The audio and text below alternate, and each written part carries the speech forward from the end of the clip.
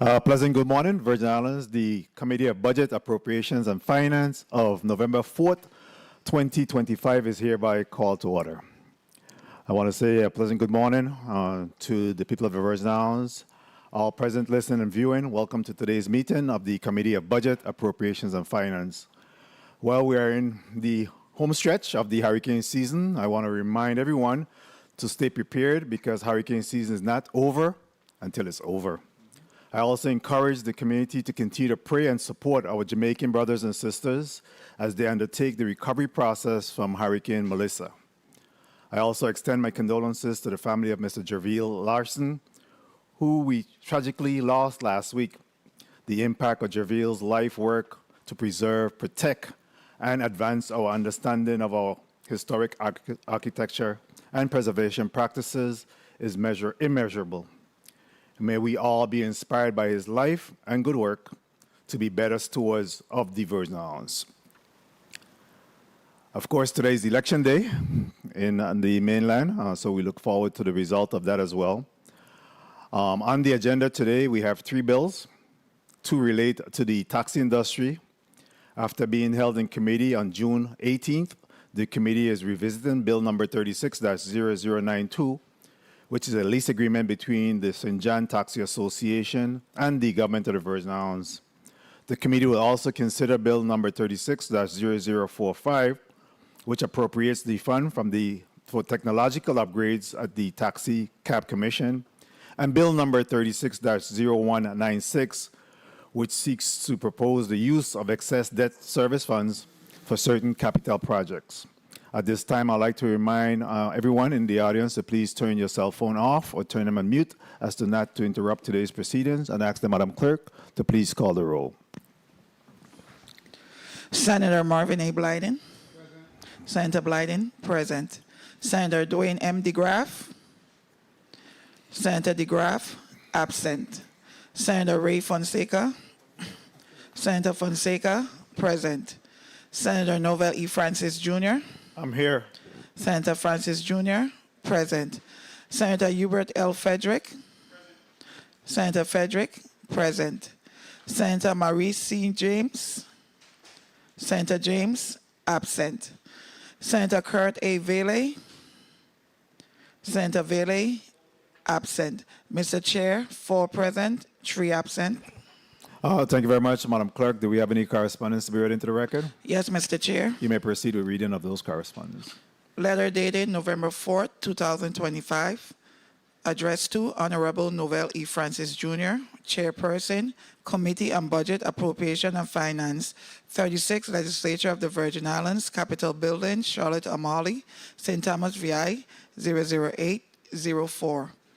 Dear Chairman Francis, I regret to inform you that I will be unable to attend today's November 4th, 2025 Committee on Budget, Appropriation, and Finance meeting due to a prior commitment. I apologize for any inconvenience this may cause. Thank you for your understanding. Sincerely, Kurt Vele, Senator, 36th Legislature of the Virgin Islands. Letter dated November 4, 2025, addressed to the Honorable Novell E. Francis Jr., Committee on Budget, Appropriation, and Finance, 36th Legislature of the Virgin Islands, Capitol Building, St. Thomas, VI, 00802. Dear Chairman Francis Jr., please accept this letter as a formal notice to be excused from the Committee on Budget, Appropriation, and Finance meeting scheduled for Tuesday, November 4th, 2025 at the Earl B. Utley Legislative Hall due to prior commitment. I apologize for any inconvenience this may cause. I ask that any documents circulated during this hearing be forwarded to my office. Thank you in advance for your understanding. Sincerely, Dwayne M. DeGraff, Senator, 36th Legislature of the U.S. Virgin Islands. Letter dated November 4, 2025, addressed to Honorable Senator Novell E. Francis Jr., Chairman, Committee on Budget, Appropriation, and Finance, 36th Legislature of the Virgin Islands, Capitol Building, St. Thomas, VI, 00802. Dear Senator Francis Jr., please accept my apologies. Due to a prior engagement scheduled in advance, I am unable to be present at the Committee on Budget, Appropriation and Finance meeting scheduled for today, Tuesday, November 4th, 2025. Kindly excuse my absence. I regret any inconvenience this may cause and sincerely appreciate your understanding and kind consideration. Respectfully, Maurice C. James, Esquire, Senator, 36th Legislature of the Virgin Islands. This concludes the reading of all correspondence, Mr. Chair. Thank you very much. Madam Clerk, please record Senator Kurt Vielle, Senator Maurice James, and Senator Dwayne DeGraff as excused. And also we offer our condolences to Senator Dwayne DeGraff and his passing of his beloved sister. And we continue to pray for him during this difficult time of bereavement. I also want to apologize for the late start this morning. Of course, we had some flight delays in getting over here, so my apologies for the late start. But we'll try to be efficient and make up for some time as we go along. Madam Clerk, please read today's agenda into the record. Block 1. The Committee on Budget, Appropriations and Finance will meet on Tuesday, November 4th, 2025, 10 a.m. in the Earl B. Otley Legislative Hall on St. Thomas to receive testimony on the following bills. Block 1, Bill number 36-0092, an act approving the lease agreement between the Government of the Virgin Islands and St. John Taxi Services Corporation for parcel number D-2 Estate Cruisby Town, Cruisby Quarter, St. John, Virgin Islands, sponsored by Senator Angel L. Bolkes Jr. by request of the Governor. Invited testifiers, Honorable Lisa M. Alejandro, Commissioner, VI Department of Property and Procurement, Mr. Sean L. Claxton, President, St. John Taxi Services Corporation, and Ms. Carmen Wesselhoff, taxi driver. Bill number 36-0045, an act appropriating the sum of $400,000 from the Tourism Advertising Revolving Fund to the Virgin Islands Taxi Cab Commission for the implementation of technological upgrades, sponsored by Senator Angel L. Bolkes Jr. Invited testifiers, Honorable Kevin G. McCurdy, Commissioner, VI Department of Finance, Ms. Melissa Smith, Executive Director, Virgin Islands Taxi Cab Commission, Mr. Rupert O. Ross, Director, VI Bureau of Information Technology, Mr. Julio A. Reimer, Senior Director, Office of Management and Budget, Mr. Lawrence Ramdasingh, President, VI Taxi Association, St. Thomas, Mr. Diony Lalin, President, St. Thomas Taxi Association, Mr. Charles Seeley, President, St. Croix Taxi Cab Association, Mr. Sean L. Claxton, President, St. John Taxi Association.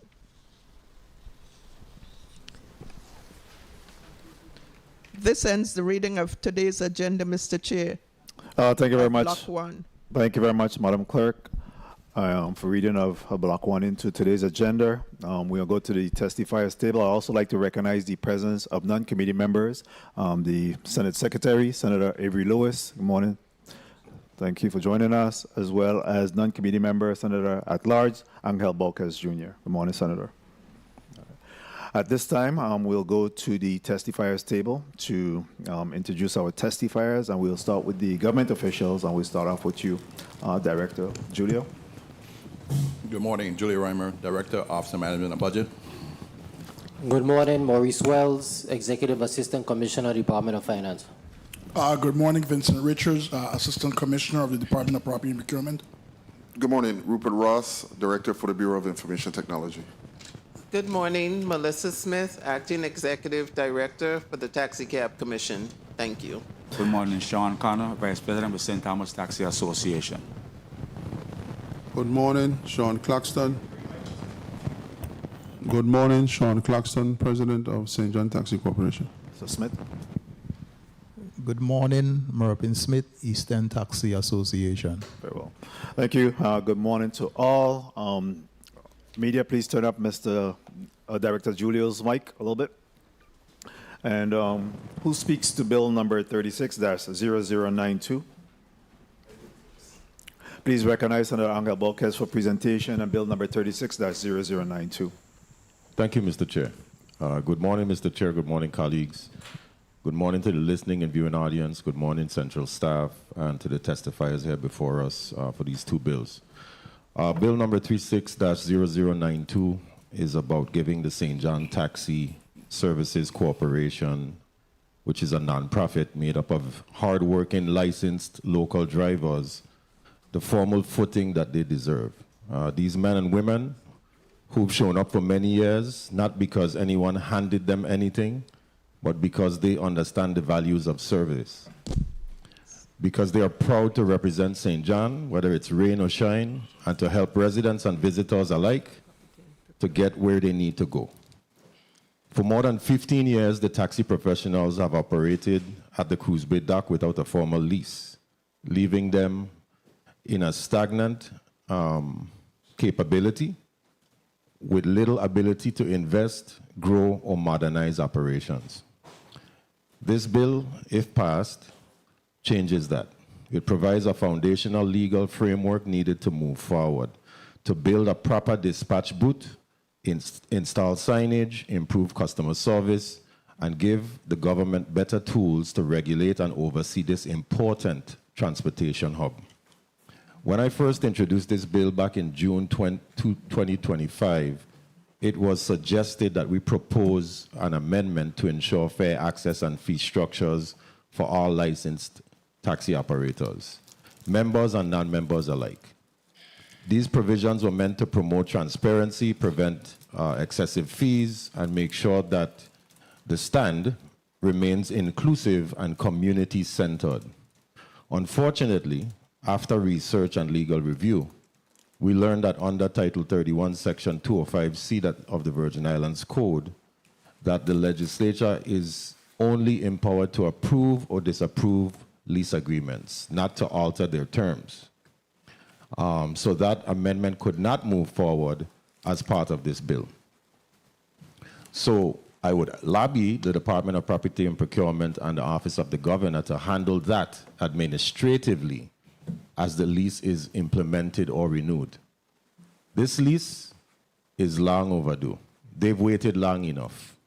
Let's move this forward the right way with accountability and with the respect for the people who've been holding it down all along. Colleagues, I urge you to support Bill number 36-0092 to approve this lease, provide accountability and structure and stability to the St. John taxi sector, and finally allow for infrastructure improvements that have been delayed for far too long. Thank you, Mr. Chair. Thank you very much, Senator Bolquez, for presentation on bill number 36-0092. What we'll do is go ahead and take the testimony in that bill, and then we'll come back and introduce bill number 36-0045, take the testimony in that bill, and then we'll open up for a round by my colleagues. Assistant Commissioner Richards, you're recognized for your testimony. Good morning, Committee Chair Novelli Francis Jr., Vice Chair Marvin E. Blyden, committee members, the Honorable Senators Fonseca, Ray Fonseca, Hubert L. Frederick, and non-committee members present, Senator Bolquez and Senator Lewis, central staff, legislative staff, fellow testifiers, visitors present in chambers, and members of the viewing and listening audience. I am Vincent Richards, Assistant Commissioner of the Virgin Islands Department of Property and Procurement. I appear here today on behalf of Commissioner Lisa M. Alejandro to offer testimony on the proposed lease agreement for St. John, which is before the committee for consideration. Today, the Department of Property and Procurement requests this committee's and ultimately the full Senate's approval of the lease agreement between the Government of the Virgin Islands and St. John Taxi Services Corporation. This lease agreement requires legislative approval in accordance with 31 Virgin Islands Code, subsection 205. The term will commence on the first day of the month following the approval of the legislature of the U.S. Virgin Islands. This lease agreement was provided, this lessee has provided the required documentation to support the processing of its lease agreement with the government, including but not limited to its nonprofit letter and a certificate of good standing. The lease agreement between the Virgin Islands, government of the Virgin Islands and St. John Taxi is for parcel number D2, Estate Cruise Bay Town, Cruise Bay Quarters, St. John, U.S. Virgin Islands, consisting of 2,700 U.S. square feet, or 0.062 U.S. acres of land, more or less. The term of the lease agreement is for 20 years and provides for a renewal option of 2 additional 5-year periods. The the St. John Taxi shall use the premises to operate a taxi stand and for other related purposes. The government of the Virgin Islands and St. John Taxi previously entered into a revocable license agreement for the subject property. During that trial period, we have realized a significant improvement in the organization and the uniformity of the operation at the premises. Regular complaints to the Department of Property and Procurement that were once the norms have now ceased, and it has since been replaced with a uniformed and organized operation. The annual rent for the annual rent will be $9,600, payable at the monthly rate of $800 during the first 2 years of the lease agreement. Thereafter, the annual rent shall be adjusted incrementally in accordance with the following.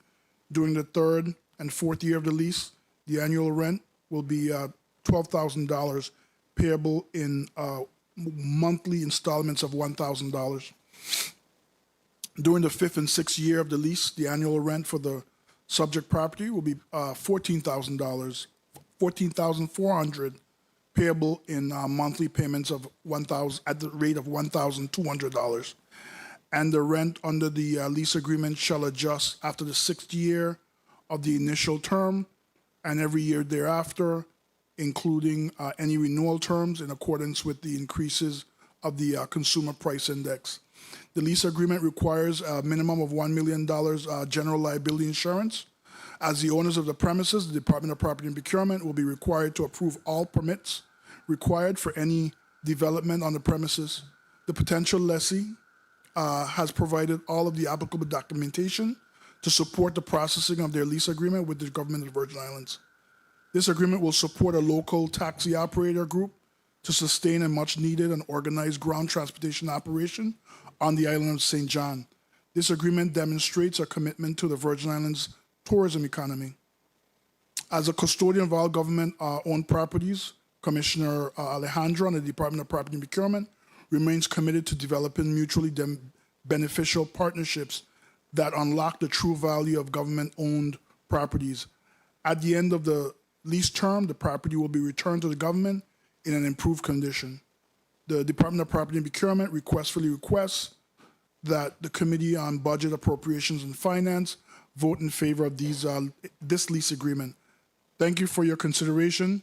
This concludes my testimony, and I'm prepared to answer any question the committee may have regarding the proposed lease agreement. Thank you again. Thank you very much, Assistant Commissioner Vincent Richards, for your testimony. Next, we'll hear from Mr. Sean Claxton, President of the St. Thomas, that'll be the St. John Taxi Service Corporation. You're recognized for your testimony, Mr. Claxton.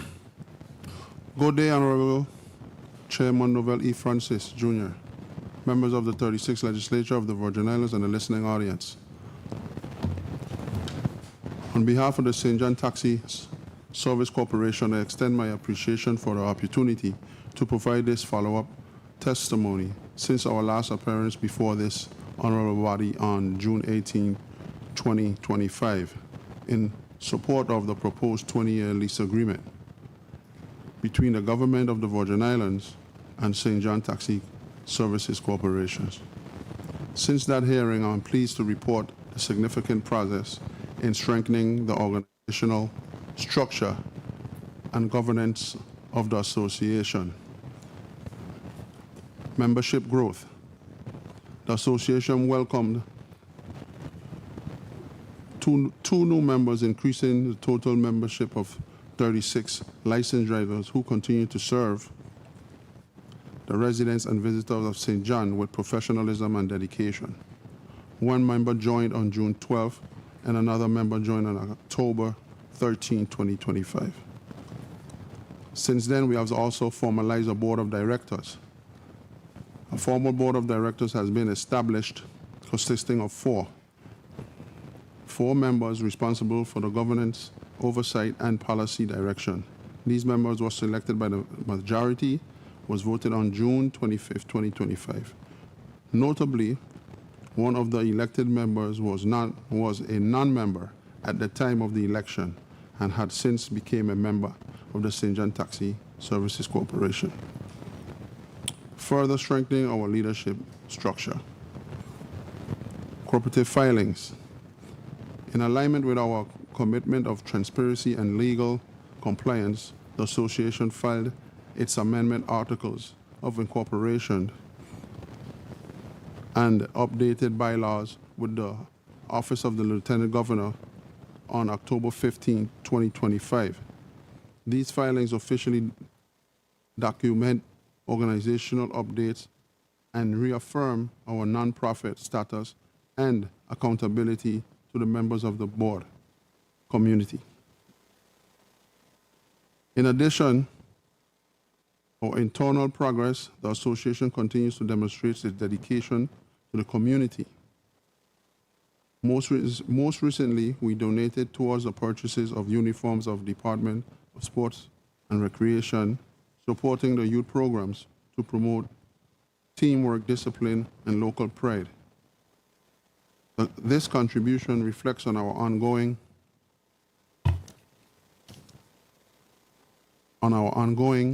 commitment to reinvesting in the people and the institution that enrich the island of St. John's community.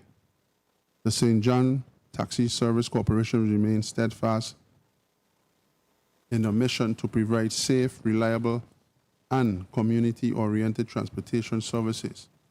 Our members continue to operate daily from the Cruise Bay taxi stand, maintaining a high service standards and supporting the local tourism economic activity. We respectfully reiterate our request for the legislative favorable consideration of the 20-year lease for the St. John taxi stand. The stability of a long-term lease remains essential to achieving our long-term goals, which include infrastructure improvements, enhanced passengers facilities, and continued collaboration with the community, partners, and local schools. In closing, we thank this committee for its continued support and oversight.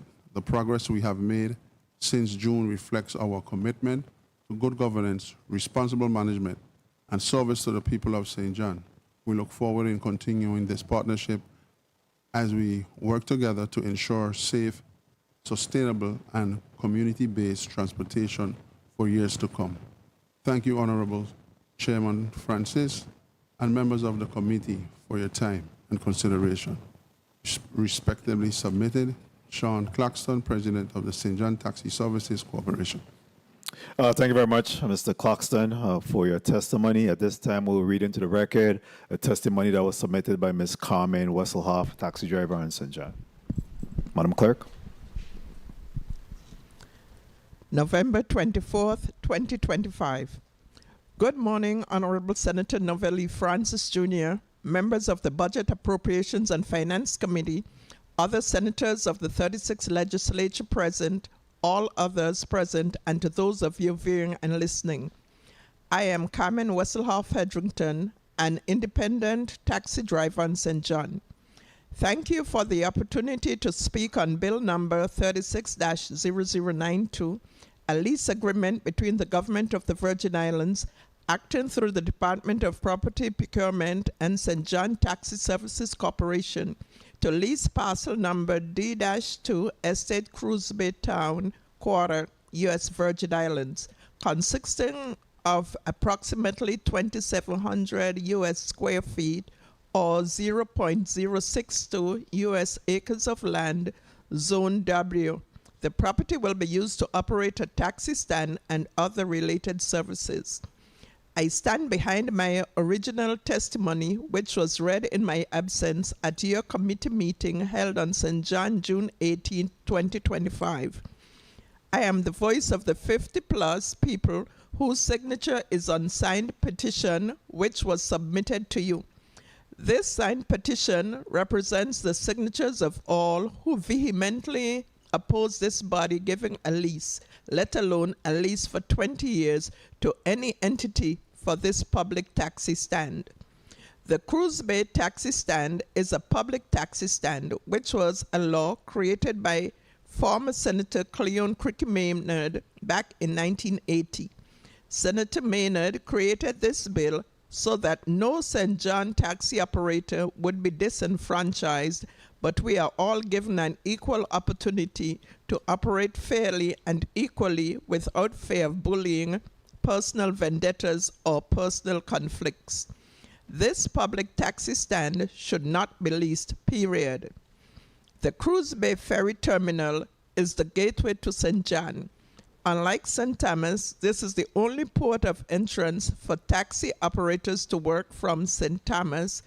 You can work at the airport, Crown Bay Terminal, Blyden Terminal, Ormond Fredericks Terminal, Red Hook, West Indies Company Havenside, Megan's Bay, Cookie Point, at a hotel, and the list goes on. Nevertheless, the Cruise Bay taxi stand or the Virgin Islands National Park are the only two areas of operation for taxi drivers. We are unique and limited. St. John is too small and limited in choices to operate from to give one group a lease and a lease for 20 years. Respectfully submitted, Independent Taxi Ambassadors of St. John. This ends the reading from Carmen Wesselhoft, Hedrington. Thank you very much, Madam Clerk, for reading that testimony into the record. That rounds out the testimony on Bill number 36-0092. Next, we'll go to Bill number 36-0045, an act appropriating a sum of $400,000 from the Tourism Advertising Revolving Fund to the Virgin Islands Taxi Cab Commission for the implementation of technological upgrades. Who speak to this bill? Please recognize the mic of Senator Angel Bocas Jr. for presentation of Bill number 36-0045. Thank you, Mr. Chair. Good morning again, everyone. Mr. Chair and colleagues, I bring to you Bill number 36-0045, formerly Bill number 35-0132, which was back in June 2023, which never got the opportunity to be heard. So I thank you, Mr. Chair, and I thank the members of this committee for the opportunity to have this bill heard today. This is a measure that speaks directly to the need for modernization, accountability, and public service within the front line of the tourism sector, one of our most visible and vital regulatory agencies, the Virgin Islands Taxi Cab Commission.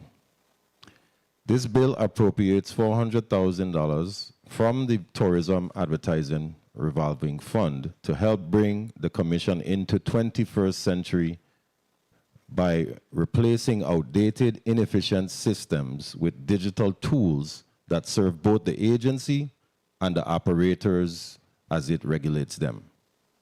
For decades, the legislature has used this fund to strengthen the overall tourism experience, including safety, beautification, community projects and programs, and department operations. The taxi industry plays a crucial role in the tourism experience. Every visitor, first and last impression of the Virgin Islands often comes from a taxi ride. So investing in the Commission directly supports tourism, its service, and its accountability. The Commission's current operations are fully manual, and frankly, it's just basically outdated and broken. Records are still kept in manila folders in old cabinets, many of which have suffered damage from mold, water, and decades of wear and tear, And some files are literally falling apart, putting vital business records at daily risk of being lost forever. That's not just a matter of inconvenience, it's a matter of disaster preparedness. In a hurricane-prone territory, relying on fragile paper records is a risk we can no longer afford. But this isn't only about protecting records, it's about protecting people's time and livelihood. Right now, just to process a vehicle renewal or update a medallion file, a driver has to make multiple trips, stand in a line for extended periods of time, and hope someone can locate a 10-year-old paper document buried inside of a filing cabinet. That's unacceptable. For working professionals whose income depends on their time on the road or being accessible for individuals who need a ride, these delays mean lost in finances, lost opportunities, and lost trust for the visitors who rely on those services. This bill will allow the Commission to digitize decades of files and prevent future loss, modernize licensing, renewals, and medallion tracking, integrate with partners like BMV, IRB, and VIPD for real-time cross-agency coordination, and most importantly, improve enforcement and oversight by giving the Commission access to organized, searchable, and up-to-date records that support fair, consistent decision-making. This is about efficiency, colleagues. It's about performance, and it's about treating our taxi operators and the general public with the respect of good governance. BIT has confirmed this is a sound investment. Taxi operators and industry leaders from across the territory have spoken loud and clear in support for this modernization. I respectfully urge you, colleagues, to vote in favor of Bill number 36-0045 and establish our commitment to ensuring that the Taxi Cab Commission can move from the past and into a future that works for everyone. Thank you so much, Mr. Chair. Thank you very much, Senator Angel Bolkes Jr. for presentation on bill number 0045. At this time, we'll go to the testifiers. We recognize Assistant Commissioner Maurice Wells. You'll be recognized for your testimony at this time. Good morning, Finance Committee Chairman, Senator Novalee Francis Jr., Vice Chairman, Senator Marvin A. Blyden, other committee and non-committee members present, and the people of this territory listening and viewing today. My name is Maurice Wells, Executive Assistant Commissioner, and I am testifying on behalf of Kevin McCurdy, Commissioner of the Department of Finance. Thank you for the opportunity to provide testimony regarding Bill number 36-0045, an act appropriating $400,000 from the Tourism Advertising Revolving Fund to the Virgin Islands Taxi Cab Commission for the implementation of technology upgrades. The proposed legislation seeks to allocate $400,000 from the Tourism Advertising Revolving Fund to the Virgin Islands Taxi Cab Commission. The objective is to implement technological upgrades for the taxi sector, including improvements in dispatch systems, payment solutions, trip tracking, fare meters, and other modernizations. While the modernization of the taxi technology is a reasonable and forward-looking policy goal, the Department of Finance does not support the proposed funding mechanism. Specifically, we do not recommend approving the transfer of the $400,000 from the Tourism Revolving Advertising Fund for this purpose. The Tourism Advertising Revolving Fund is dedicated to supporting tourism-related contractual obligations, seasonal cash flow needs, and ongoing program commitments. Unlike other agencies, the Department of Tourism does not draw from the general fund and relies solely on its own revenue to cover vendor contracts, marketing activities, grant matches, and special events. Diverting resources from this fund would risk interruptions, vendor non-payment, and potential harm to the tourism sector, especially during peak seasons. Recommended alternative actions: institute daily electronic reconciliation of fares and fees to improve transparency and accountability. centralize cash handling, or transition aggressively towards cashless payment system to minimize loss and improve efficiency, conduct thorough internal and external financial audits, as well as a comprehensive operations review to identify new revenue opportunities and areas for cost reduction. We believe that modernizing taxi technology is an appropriate objective, but it must be pursued in a fiscally responsible and transparent manner that does not jeopardize the tourism sector or establish a precedent for inappropriate fund transfers. We urge the committee to reconsider the $400,000 transfer and instead require the Taxi Cab Commission to document internal reforms, develop a staged pilot plan, and pursue targeted user-aligned grant-based funding options.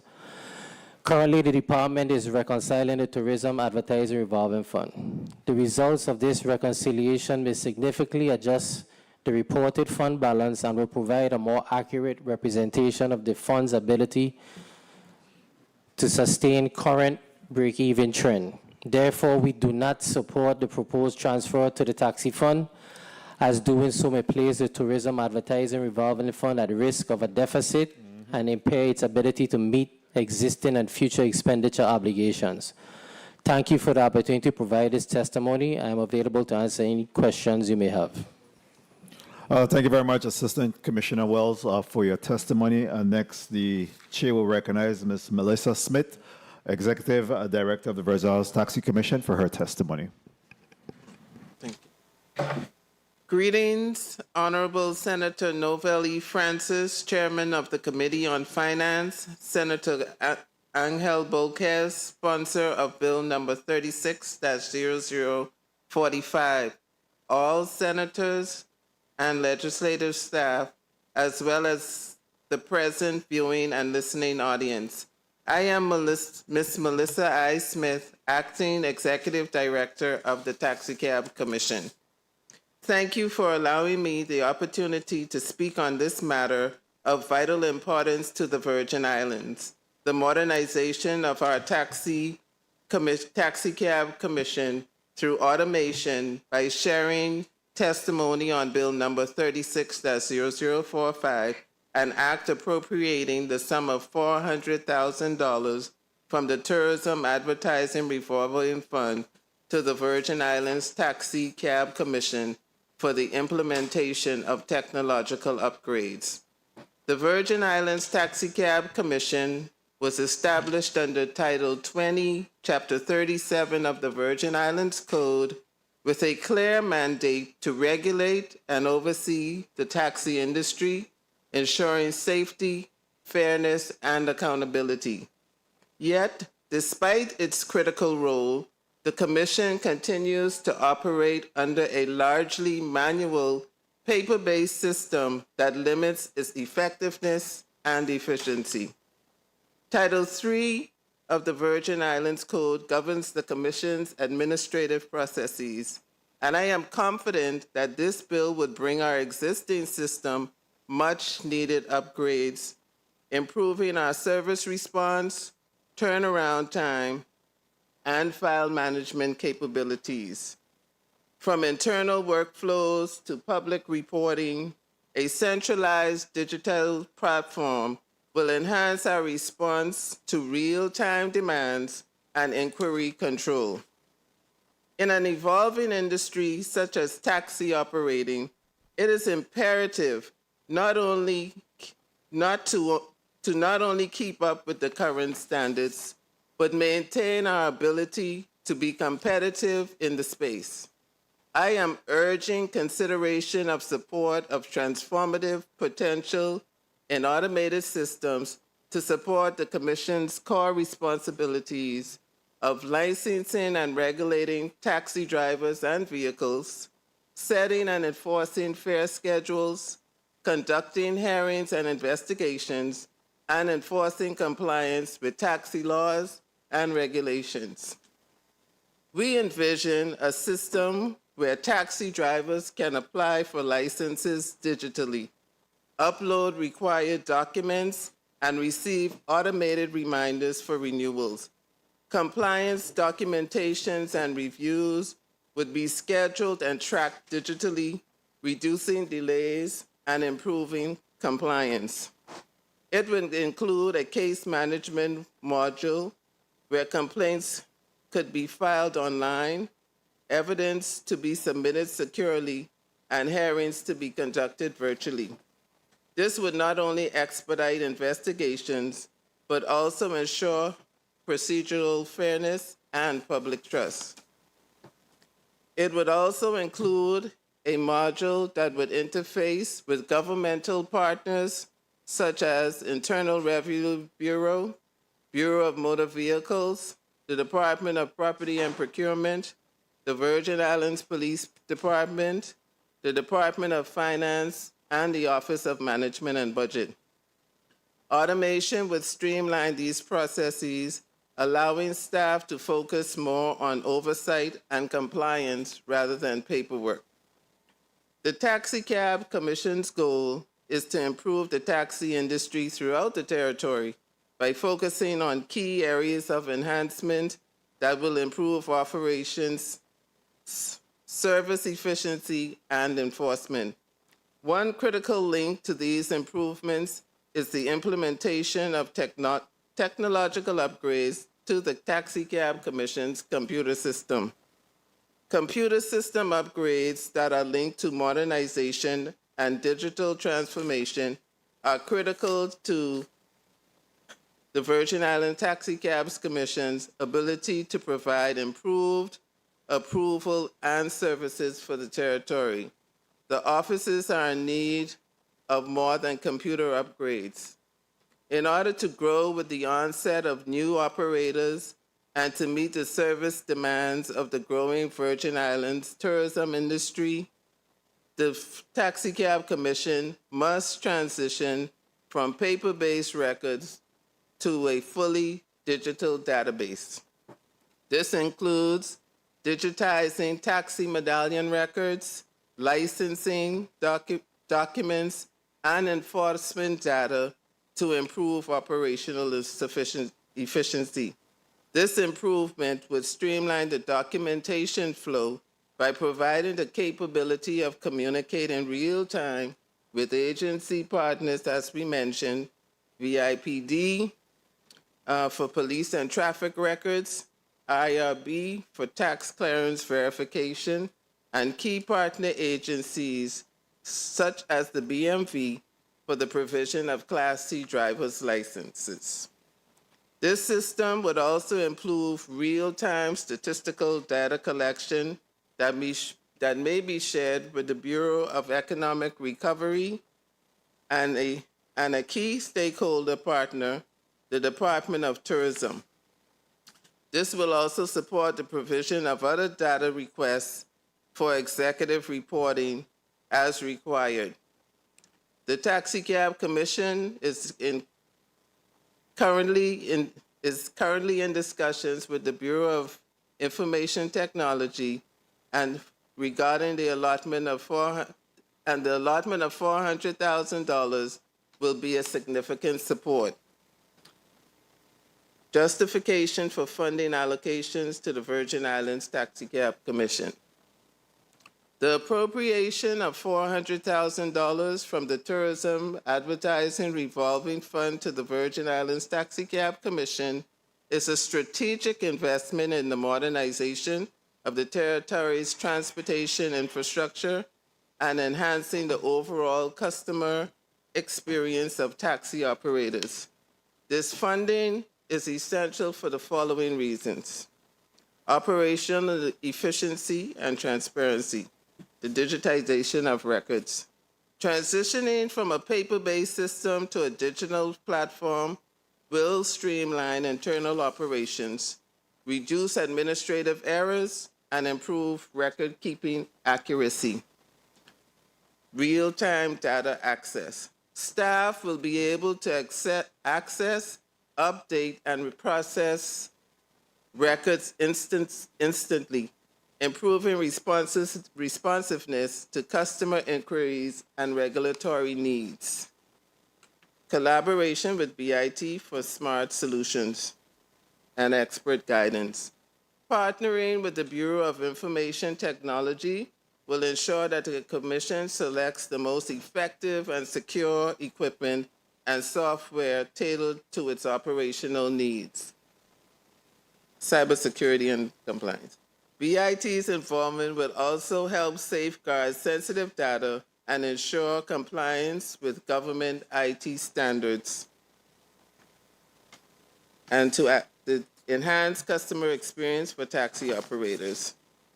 Taxi operators will benefit from a faster licensing process with no lines and no waiting services. Taxi operators would also experience reduced wait times and simplified procedures, allowing them to focus on service delivery. Data-driven planning. Digital systems will allow the Commission to analyze taxi operator trends in leasing, operating vehicles, and maintenance, maintaining current business licenses, medallion sales, and inventory tracking. It will also track the current status of certain concessions. This investment is not only a technological upgrade, but also a commitment to elevating the Virgin Islands transportation standards, supporting local drivers, and delivering a seamless experience to every operator who steps into the Virgin Islands Taxi Cab Commission's office. Fiscal budget planning and allocation. The Commission will develop a detailed expenditure plan outlining specific technological needs such as hardware, software, digitization services, and training as required. The budget will be justified to ensure alignment with the goals of the appropriation and in keeping with BIT's recommendations. Oversight and accountability. The Taxi Cab Commission will implement a financial management standard that will follow the protocols already aligned by the Department of Finance, the Department of Property and Procurement, and the Office of Management and Budget to ensure that all funds are used efficiently, transparently, and in accordance with the Virgin Islands procurement laws and regulations. To add, TCC has passed the newly introduced delegated authority testing issued by the Department of Property and Procurement. Procurement and solicitation process. The Bureau of Information Technology will be consulted throughout the process to ensure that all technological solutions are secure, scalable, and compatible with the Virgin Islands systems. BIT will be asked to assist in the drafting of technical specifications and the evaluation of vendor proposals. All purchases and contracts will follow the Virgin Islands Procurement Code and the Department of Property and Procurement's guidelines. TCC will issue formal requests for proposals or invitations for bids for purchases and services. Solicitations will be publicly posted to ensure competitive bidding, fairness, and value for public funds.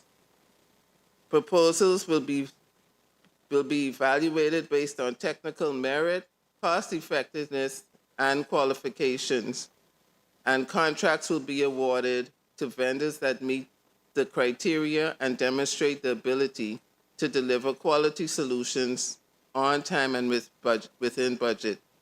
All contracts will include performance benchmarks and deliverable schedules.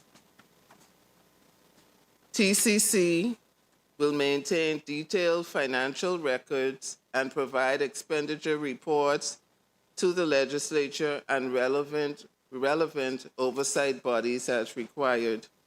An internal audit trail will be established to track every dollar spent from appropriations to implementations. Any unspent funds will be reported and, if necessary, reprogrammed in accordance with the legislative guidance.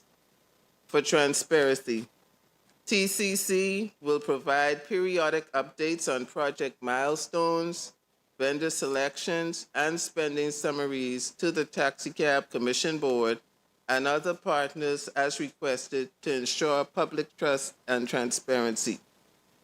Stakeholders, including taxi operators and the general public, will be informed of progress and to provide invited feedback. By adhering to these procedures, the Taxicab Commission intends to not only ensure proper stewardship of public funds, but also build a modern, efficient, and customer-friendly taxi operator oversight system that benefits not only our customers, but employees as well. This investment is not merely a technological upgrade. It is a commitment to elevating the Virgin Islands transportation standards, supporting local drivers, and delivering a seamless experience. In closing, the Virgin Islands deserves a taxicab commission that reflects the best of modern governance, that is efficient, transparent, and responsive. Automation is not a luxury, it is a necessity. Investing in an upgraded system demonstrates support to the Commission's mission to deliver better service to our community. Thank you for your time and consideration. Thank you very much, Executive Director Smith, for your testimony. At this time, we'll go to Mr. Rupert Ross, Director of the Virgin Islands Information Technology. Good day, Chairperson Novell Francis Jr., members of the Committee on Budget, Appropriations, and Finance, and other senators. I'm Rupert Ross, Director of the Bureau of Information Technology and Chief Information Officer for the Government of the Virgin Islands. Thank you for the opportunity to testify regarding Bill number 360045, which proposes technological upgrades for the Virgin Islands Taxicab Commission.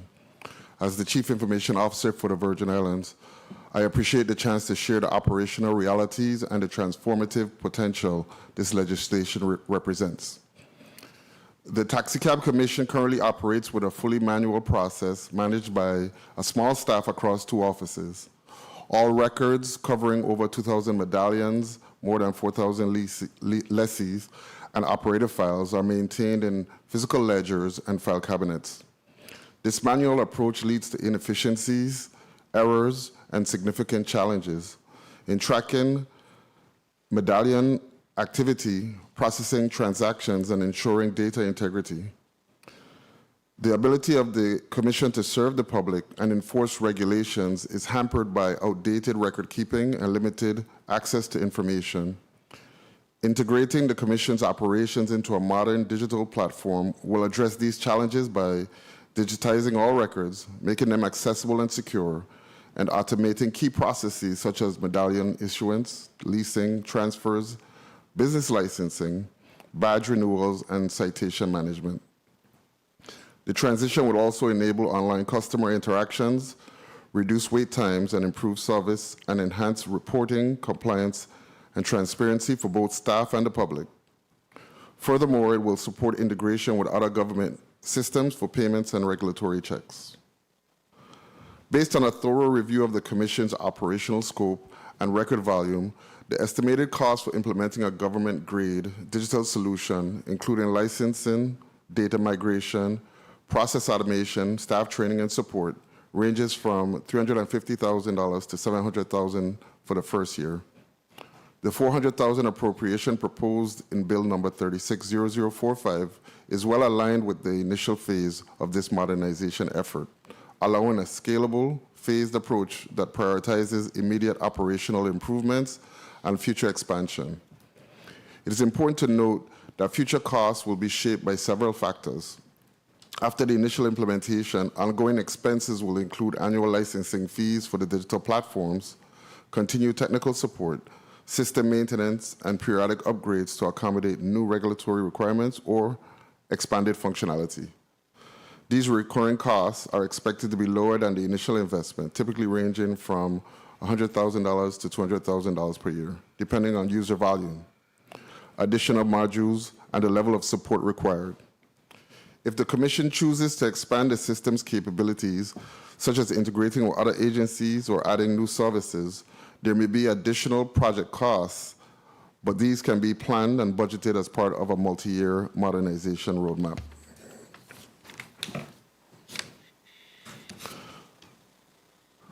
Assisting the Commission in fulfilling these requirements through the Bureau of Information Technology's expertise aligns directly with our mission and capabilities. BIT has the technical resources, the governance framework, and experience necessary to deliver secure, efficient, and sustainable solutions for government operations. Our role is to ensure that technology investments are implemented efficiently, effectively, meet compliance standards, and provide long-term value to the people of the Virgin Islands. Risks associated with the transition include the need for dedicated staff, resources to support digitization, potential integration challenges with existing systems, and the importance of ongoing training and support.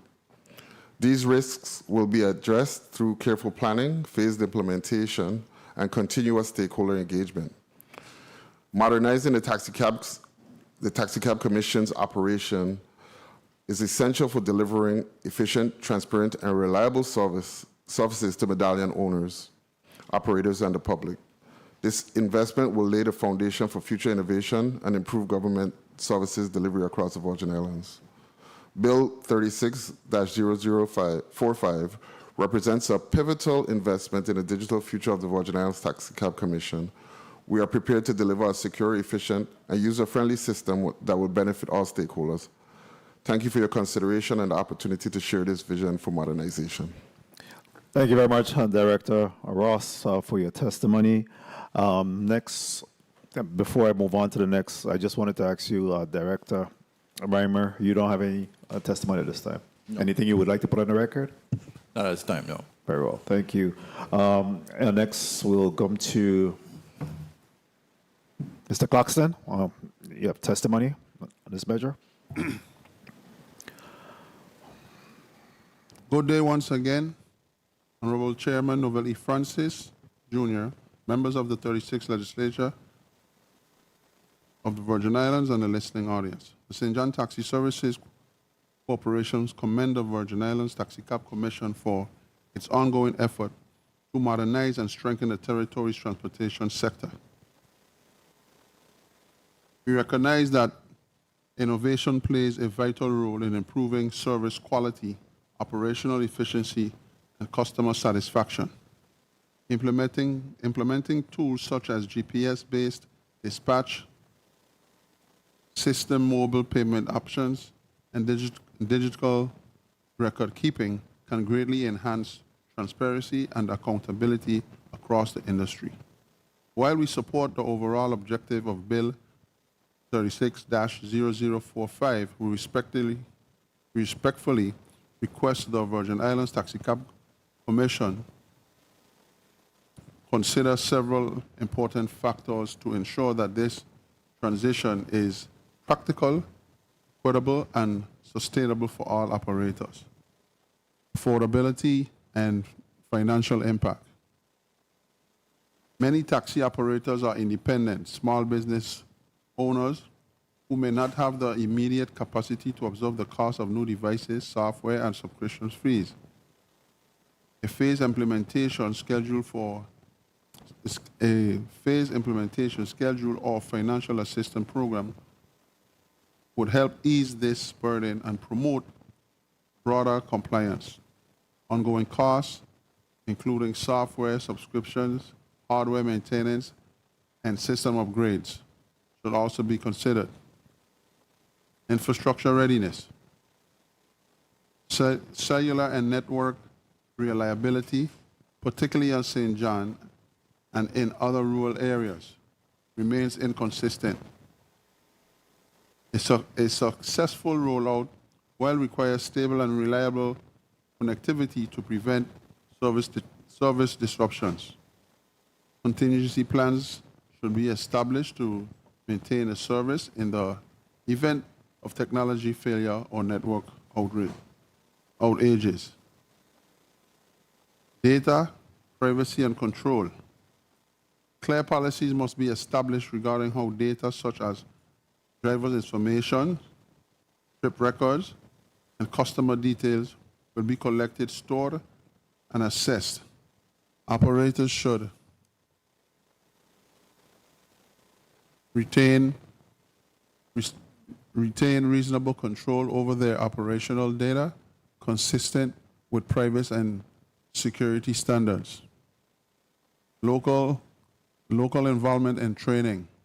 Any vendor selected to implement these technologies upgrades should work collaboratively with the Virgin Islands Taxi Cab Commission to ensure that the training, technical support, and maintenance resources are accessible within the territory. Training programs should accommodate operators of varying technical literacy, including those less familiar with smartphones or digital tools. System compatibility, and fair access. New technology should integrate smooth with the existing system to minimize operational disruptions.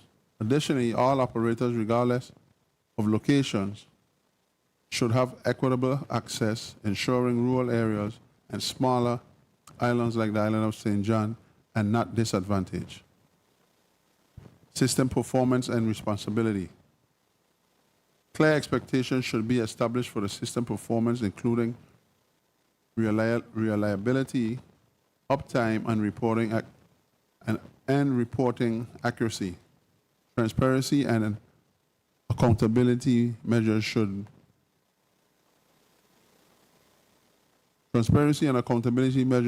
will help both operators and regulators evaluate whether the upgrades are achieving their intended outcomes. In closing, the St. John Taxi Service Corporation supports the goals of Bill 36-0045, promoting technology advancements that enhances public service, industry accountable, and customer confidence. We respectfully urge the Virgin Islands Taxi Cab Commission to adopt an inclusive phase approach that ensures all local operators are properly equipped, informed, and financially supported during this transition.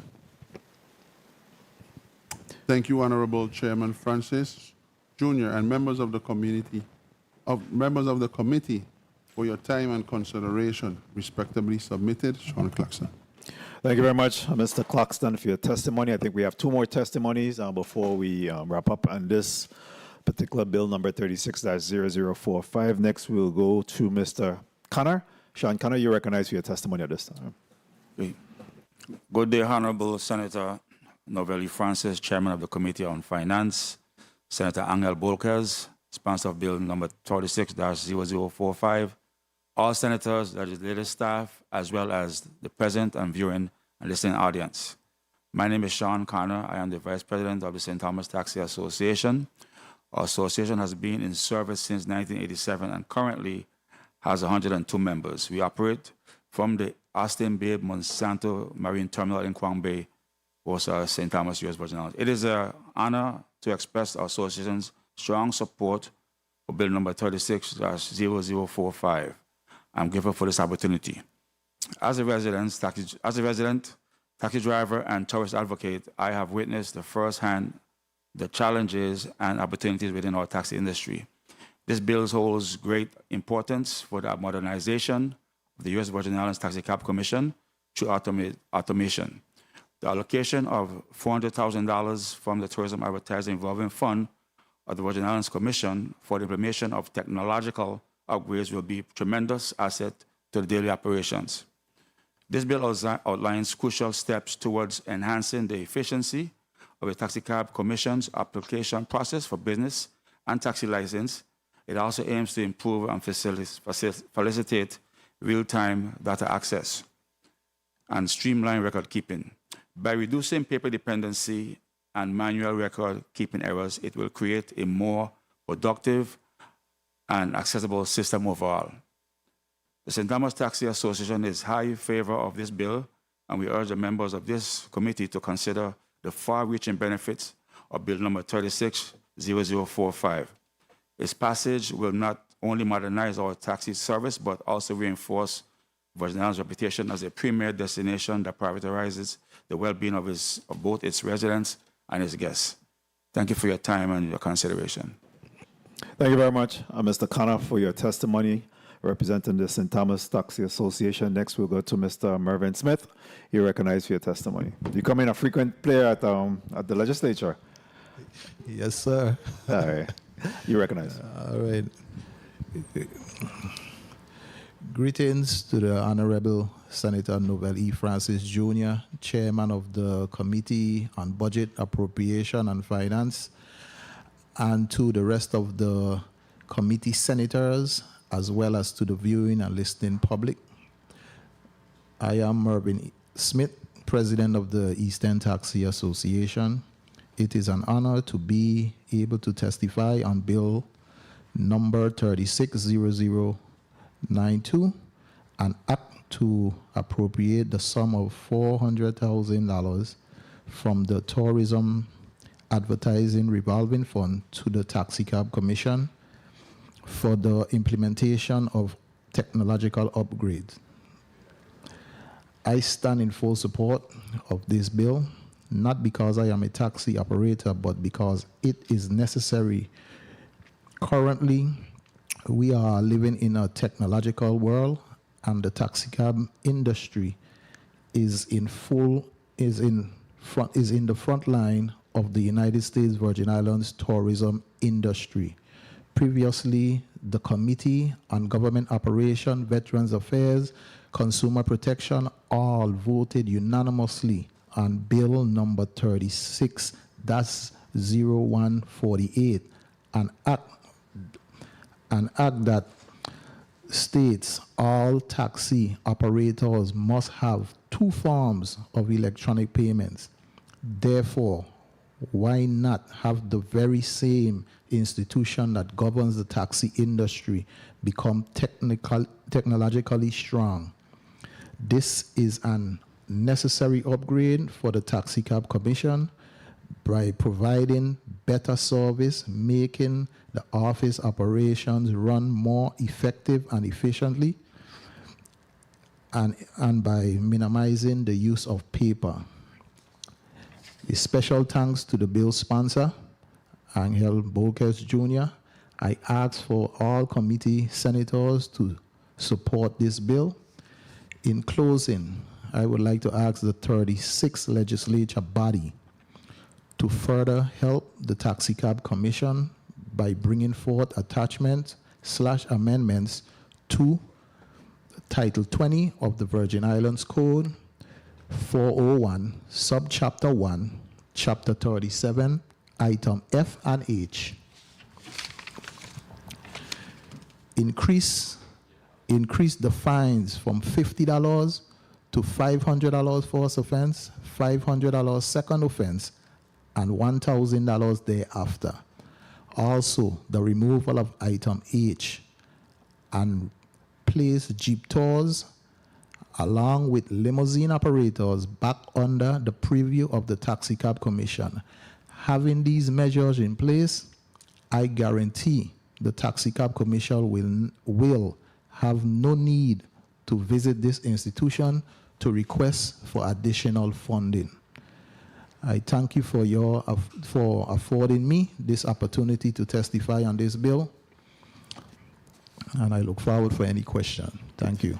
Thank you very much, Mr. Smith. I see you providing our funding source to fund this technological upgrade. Thank you. Thank you very much for that. I think this rounds out the bill number 36-0045 at this time. Before we go and open up the floor for question, what I'll do is take a quick 2 minutes recess, and when we come back, we'll open up the floor for discussion. The Committee of Budget, Appropriations, and Finance stands at recess for 2 minutes.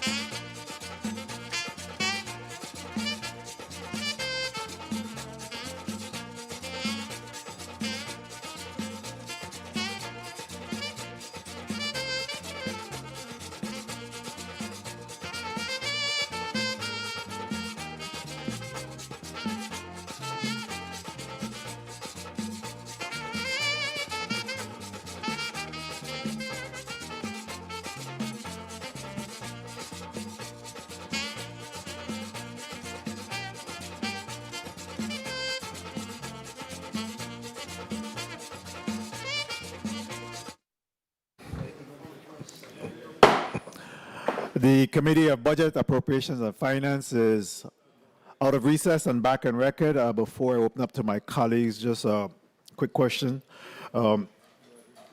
Executive Director Smith, can you update the committee what you have done in terms of staffing since your appearance before us with the budget hearing? Where are you? Any progress in terms of your staffing needs? Yes, Senator Francis, thank you for that. We're at the phase where we're now reviewing those potential applicants that have applied for our vacant positions. That would be the 3 enforcement officers, as well as the 1 administrative support staff to assist the office. So we will be at the interview stages shortly. Very well, thank you. And what about the issue of this particular quote?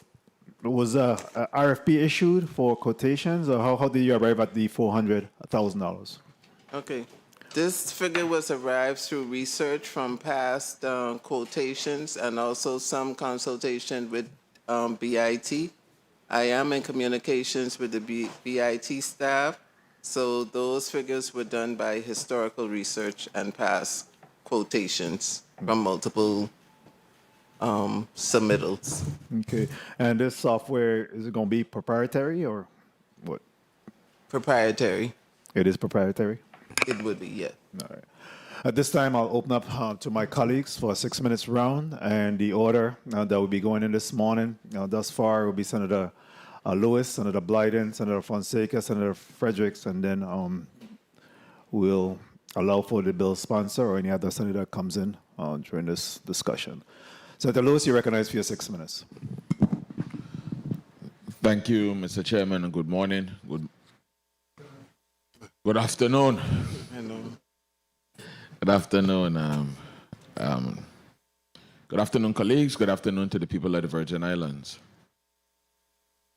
I'd like to first thank the bill sponsor, especially for bill number 36-0045. I think that's the right direction we need to be moving in modernizing. But all our agencies, gone are the days of this heap of paper stuff. And I think everybody up here and in this room would agree with me that, we need to be moving in days of technology. Now, I would also like to see the Department of Health or Finance, you fully automated, you get in there? Get in there. Okay, good. OMB, what about you? Basically, I'm fully automated. We really don't print much. Okay. BITU? Or you still writing? Prove me wrong today. There's always more to do. Well, you're a politician, but that's a good answer. Mr. Ross, while you have the mic in front of you, to the best of your knowledge, based on the volume of what you know is a taxi cab, is $400 in the ballpark, or are we still far off the mark? So 400,000. Yeah, 400,000 is definitely in the ballpark for initial phases to be able to automate, for instance, client interactions, record digitization. So I think that there's more investment that's needed to do the whole gamut of everything, but we would do it in phases if we were supposed to do it. 400,000 does put a dent in it. Let me give you a little history. One time when I was working in education,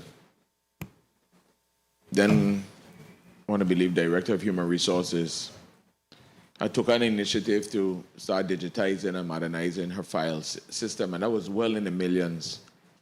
Well in the millions, and they hired teachers and things in the afternoons to come and scan all the papers and make sure going to proper filing.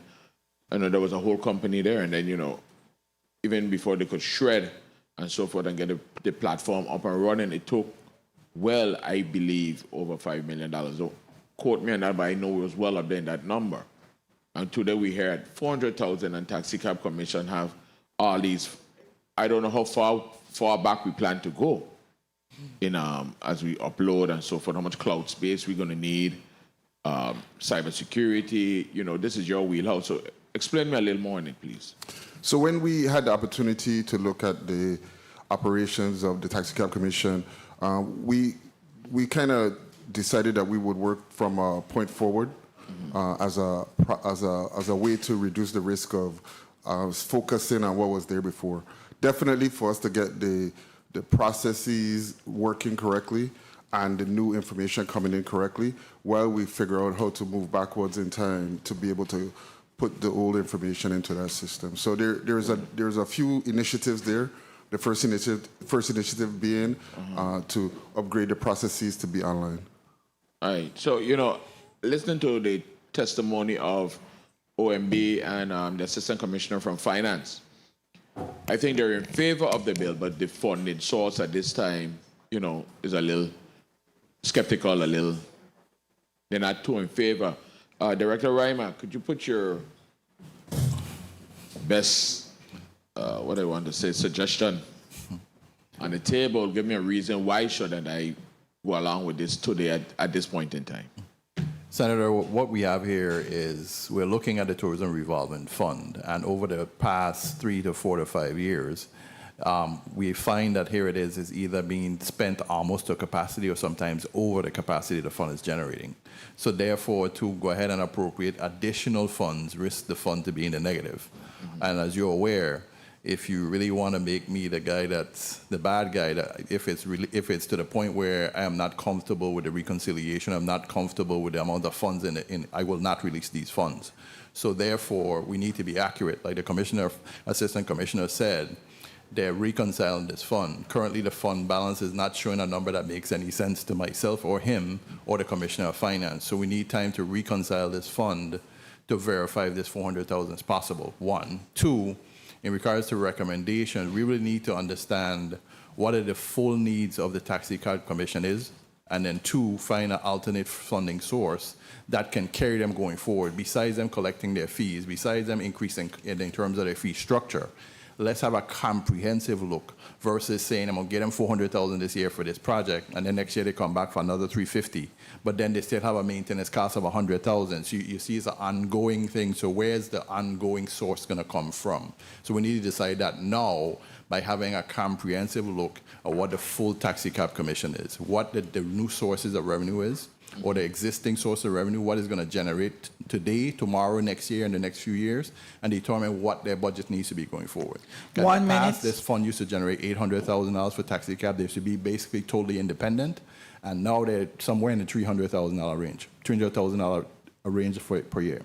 All right, so you earlier in your remarks just now, you said that based on what Mr. Wells said and what you're stating, the funding source too, you have a difference in figures. Yes. Through the chair to post-audit, do you mind stating on the 30 seconds. The balance in that fund, please?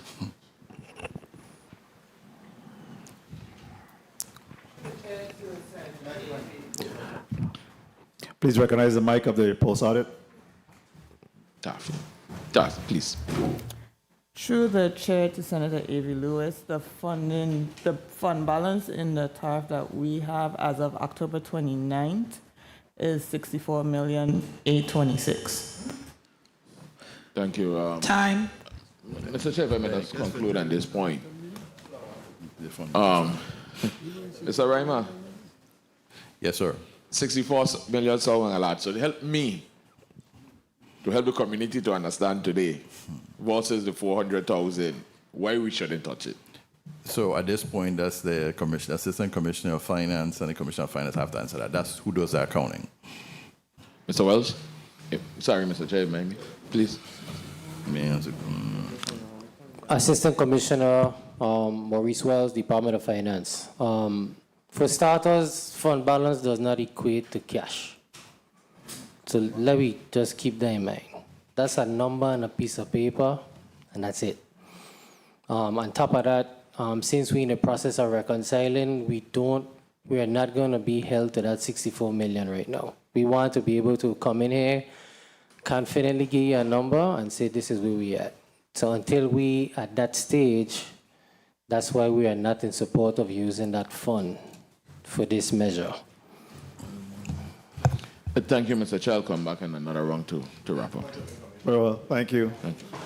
Senator Lewis, point of information. Senator Bolkers, you recognize your point of information. Thank you, Mr. Chair. I just wanted to place something on the record. Initially, when before bill number 36-0045, there was bill number 35-0132, which seeked to do the exact same thing that we're trying to do here today. At that time, there were discussions about that specific fund needing to be audited. I have since heard that the fund was audited, and we have requested the fund balance on 2 separate occasions concerning the amount of funds available in that fund, and have received to the tune of what the post auditor had mentioned on the record earlier. So I wanted to place that on the record. So it seems as if it has not, in fact, been fully audited. And the question is, how long will it take to audit that fund to specifically know exactly how many funds are available in the fund? Thank you for the time, Mr. Chair. Thank you very much, Senator Bolkes. You may respond. Assistant Commissioner Wells. The reconciling of the fund is ongoing, and I'm not going to sit down here and tell you we're going to be done in 2 weeks. When it's done, we'll be sure to furnish that information to this body. But it's ongoing. But I could tell you from now, if we were sitting on $65 million, 400,000 would not be a problem. I could tell you that. But we're not, because we're looking at the account, and if you look at the amount of aging from an AP standpoint of vendors that we cannot pay, you will know we don't have that amount of money in that fund. So the paper says one thing, but I know for sure the money is not there, is what I'm saying. Assistant Commissioner Wells, how long does it usually take for you to do the reconciliation of your accounts? Well, we have hundreds of funds. So right now we're reconciling all. It's not just this fund that we're reconciling. So it's that's why I say it's an ongoing process. It's just not one fund balance we reconciling. And can you just speak briefly to the utilization of the TARF? What is that fund traditionally used for? Again, adding to the need for proper reconciliation because of the AP. I'll give you the specifics on what it's used for shortly. Thank you. We'll move on until we get that information. At this time, the chair will recognize Senator Blyden. You're recognized for your 6 minutes. Thank you so much, Mr. Chair. Good afternoon to my colleagues, listening, viewing, public, staff, central staff. Good afternoon, testifiers, and thank you so much for your testimonies. Now we have here the OMB and finance basically stating they do support the $400,000, but the funding source is not applicable for such arrangement. And BIT, Taxi Cab Commission, and all the different taxi organizations, of course, support the bill as is. So we have an impasse right about now. I know based on Executive Assistant Commissioner Wells, I think this is testimony, he spoke to the purpose of the fund, which is tourism-related contractual obligations, seasonal cash flow needs, ongoing program commitments, vendor contracts, marketing activities, grant matches, and special events. What's considered a special event? Mr. Wells, talk to me about that, please. I assume it would be carnival related is a special event. Correct. That's one of the special events. That's the major tourism initiative from a special event standpoint. And I suppose they have other events that they have, and other campaigns that they have on the mainland. All of those are considered special events. Okay, very well. Thank you so much. And I appreciated your testimony because you also gave recommendations in terms of alternative actions, and you gave 3 of them in particular. But let me ask, though, when it comes to the Taxi Cab Commission and your testimony, I would have loved to hear others' recommendations because it's important and critical when it comes to your entity, especially when it comes to enforcement and collecting funds to help to run your organization. Because as was spoken to, 800,000 in the past compared to 200,000, and you just got there, and I appreciate the work you're doing and where you're trying to get to. I appreciate and respect that. What are we doing in the interim, though? Because right now we are at the impasse. What are we doing in the interim in terms of assuring that we can actually, number one, keep the Taxi Cab Commission afloat, and number 3, in terms of seeing what type of new revenues we can arrive because the enforcement part, to me, played the biggest role. What are we doing in respect to that? In ensuring that we can really bring in those funds to carry forward the Taxi Cab Commission in terms of your duties and responsibilities. Okay. So, Name and just speak up.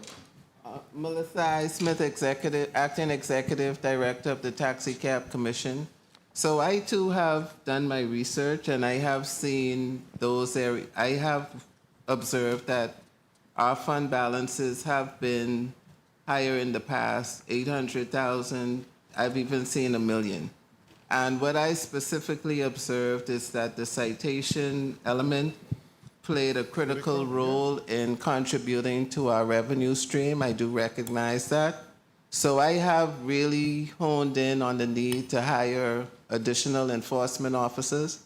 I believe in citations, and I believe also in increasing some of those citation baseline criteria. So, but citations And how hiring many of the officers. How many vacancies do you have in respect to officers, and what's where we at in terms of bringing those individuals on board? So we're at the point of reviewing those who have applied for our vacancies, and we'll be in the interview process shortly.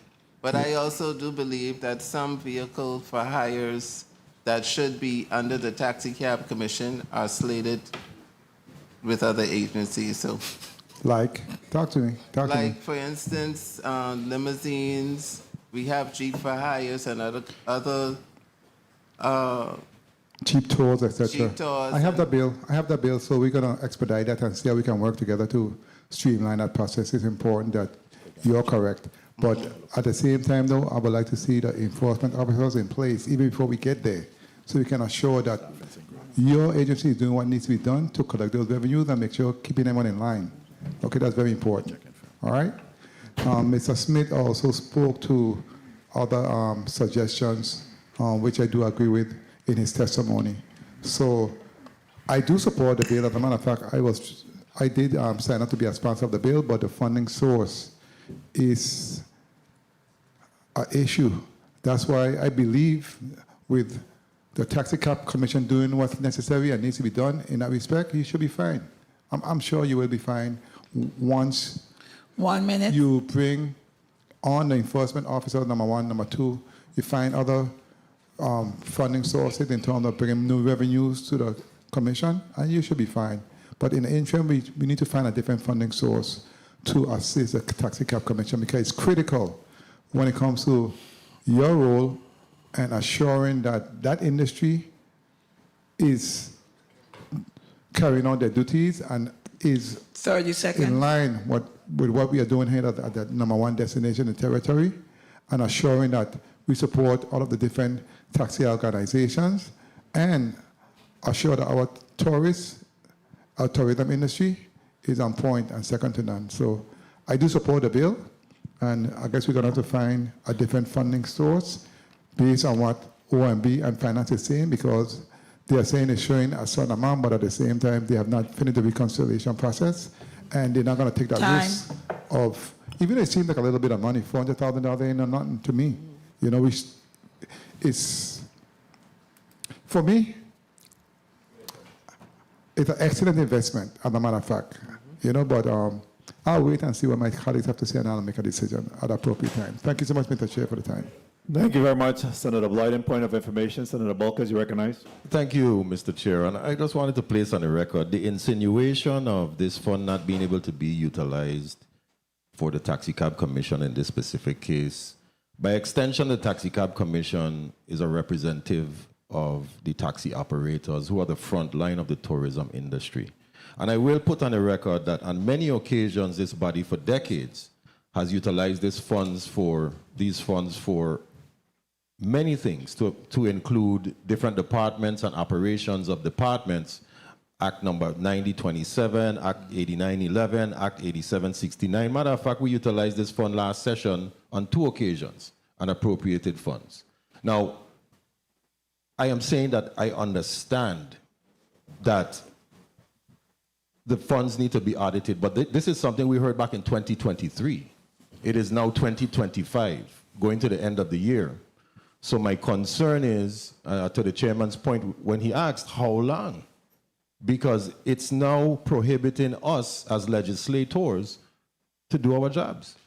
There are many things that we need to appropriate for many different reasons, and particularly we're here for one specific one, which is to help the Taxi Cab Commission to get the dire technological upgrades that they need in order to be able to operate on a higher functioning level. And again, that was since 2023. So I just wanted to place that on the record. Thank you for the time, Mr. Chair. Oh, thank you very much, Senator Balquez. I just want to say that we know that we just passed a budget. The FY 2026 budget was just recently passed, started in October 1. We just found ourselves having the responsibility of tapping into our stabilization fund, again, to be able to take care of some issues that we're seeing with the federal shutdown. We're October to December is low months in terms of our revenue collection, so I'm very hesitant about tinkering with our funding sources at a time like this without ensuring that we have funding to have our needs met. One concern for me is that our focus should really be on staffing up the commission, so that they could be able to go out and do the enforcement and build the revenues that's necessary for us to have a return on the investment.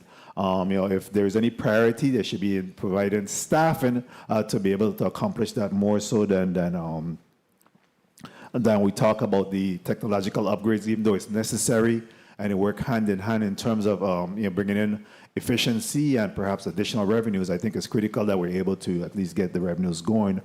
So I wanted to ask you, Executive Director Smith, in respect to your work with BMV, what's happening in that space? I think we had made a suggestion where there may be an opportunity for you to collaborate with the Bureau of Motor Vehicles and being able to, again, work towards some level of automation or documentation there. What's happening with that? Okay. I'm still in conversations with BMV, and the last update that I received from Director McIntosh is that we are at a phase where we'll be able to simply upload documents. So that's still going to be a manual option. To me, that's not a totally digitized system. While I do appreciate that option because it limits the back and forth for our operators, which they're familiar with, we visit taxicab, then we also have to now visit BMV. So the uploading of documents to an app, to another system, through a scanning mechanism, that's still not effective and efficient, but it does help. So I appreciate that option. So in respect to priority for you, what is the priority in respect to technology upgrade or increasing your staff and addressing your staffing issues? What's your priority? If I get the wish list, it's a tough choice. To be honest, they're both priorities. But if I receive the staffing support, because to be honest, we need additional officers beyond the initial hires of the 3. The ideal staffing would be 6 and 6 and 2. That's 14.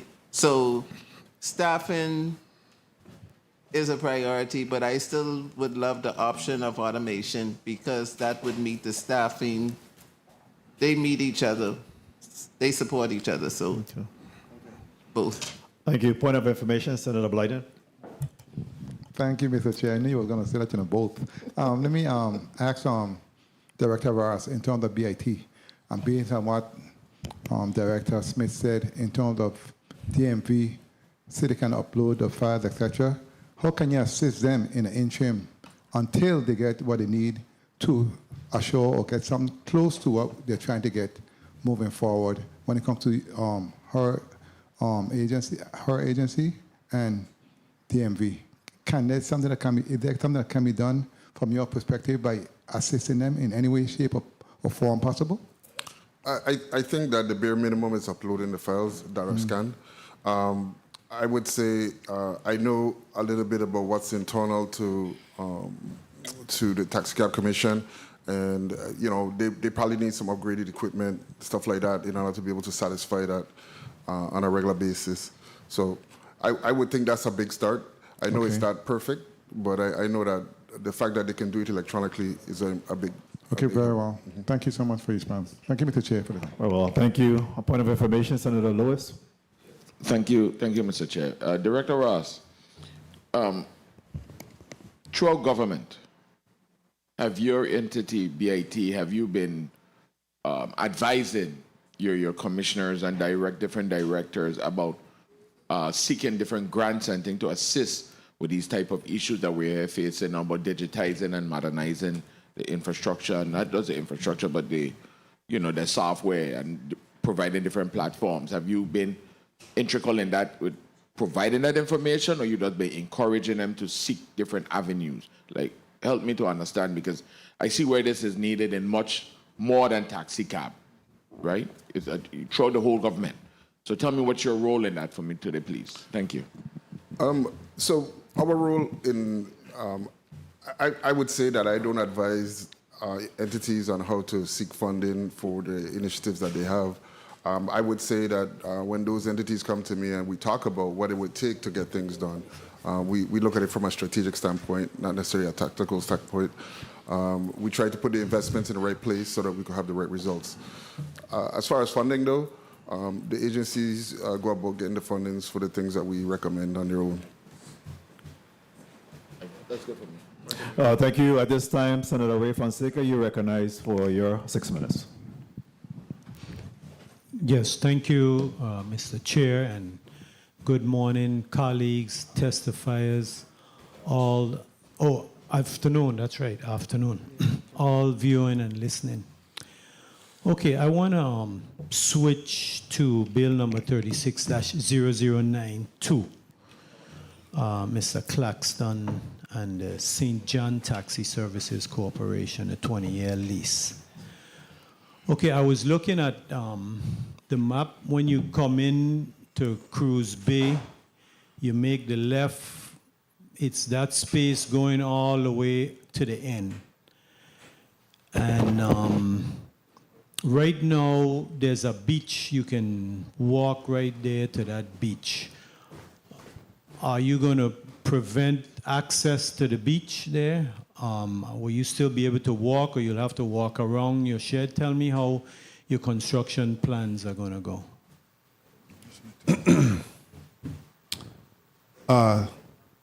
Senator Fonseca, there'll be no obstruction to the beach. We have 15 spaces from the handicap sign down to the pole, and then the rest of the spaces belong to the 30-minute parking. Okay, so right now, I attended a hearing back in June where there was some opposition, written opposition from the independent taxi operators on St. John, being that the taxi operators basically have, like they said in the testimony, it's limited. They have 2 areas there in the National Park. On St. Thomas, you have, they have Crown Bay, they got the airport, they got hotels, they got Red Hook, they got all kind of access. So right now, you charge a fee for the independent taxi operators. Right now, is a fee being charged? Yes, Senator. Do you plan to increase that fee? Yes, Senator. Okay, the fee is what, $20, $30? Or how much? It's for the non-independent, for the independent drivers, it's $20. And what's your plans to increase it? Well, once the monies goes up for property and procurement, then we'll revisit the body and then we'll decide. Okay, so you can't tell me what you're going to increase it to. I have a concern about that. So let me ask you. Right now, it's a 20-year lease, right? That's what we're asking for. Right, and it's 2 options to renew. Property and procurement. Why did you decide the 20-year lease? Why did you decide on a 20-year lease? Vincent Richards for the Department of Property and Procurement. Senator, that was what the organization requested, and we didn't have a problem with it. I believe in my testimony, we stated that we had entered into a one-year revocable license agreement with the organization to test it out, test the relationship, see how it worked, see how the operation worked. And in the one-year term, we saw a significant decrease in Okay, I'm going to have to complaints. interrupt you. 20 years lease, you didn't have a problem with it. I have 6 minutes, and I know some people are skilled and going with my time. So I want to go back now. So right now is the dress code for the private taxi operators to use the stand. Tell me what, are you going to change the dress code or? The dress code for working on the stand, members and non-members alike, black slacks, black shoes. If you're a non-member, you come in a plain shirt of the material that is provided for a non-member. The only thing is your shirt wouldn't say St. John Taxi Association on it. Okay. Quickly, I want to go to Mr. Rupert Ross with bill number 360045. Okay, so your testimony is saying the 400,000 is in line and you support the modernization. Taxi cab commission director, Ms. Smith. Tell me how this is going to improve your revenue collections and the cash controls.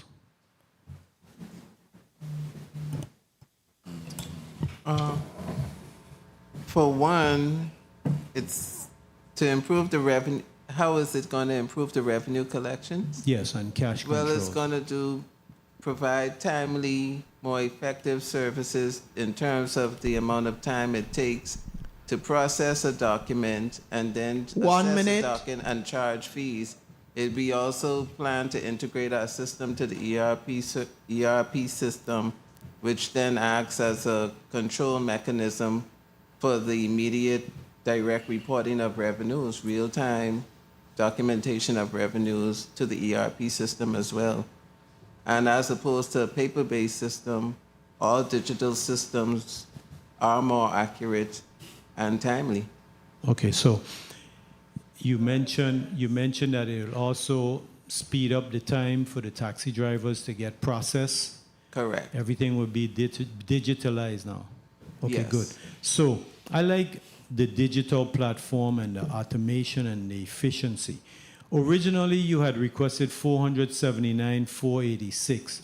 This request is for 400,000. Why the difference? Why did you go down? Time. The request is in support Chair, of the if I can bill. fill up. The request is in support of the bill, and as Director Ross mentioned, we are going to look at least the baseline things that we need to become digitized. We actually need modernized computers, so we have to start from the baseline and grow from there. So therefore, the amount of $400,000, we will be able to utilize it in the best interest of this digital, building out a digital platform. Mr. Chair, if I can just wrap up. Yes, okay, so Mr. Ross, so the 400,000 then in your professional opinion, that would be sufficient to implement the first phase? It wouldn't be insufficient, would that be enough?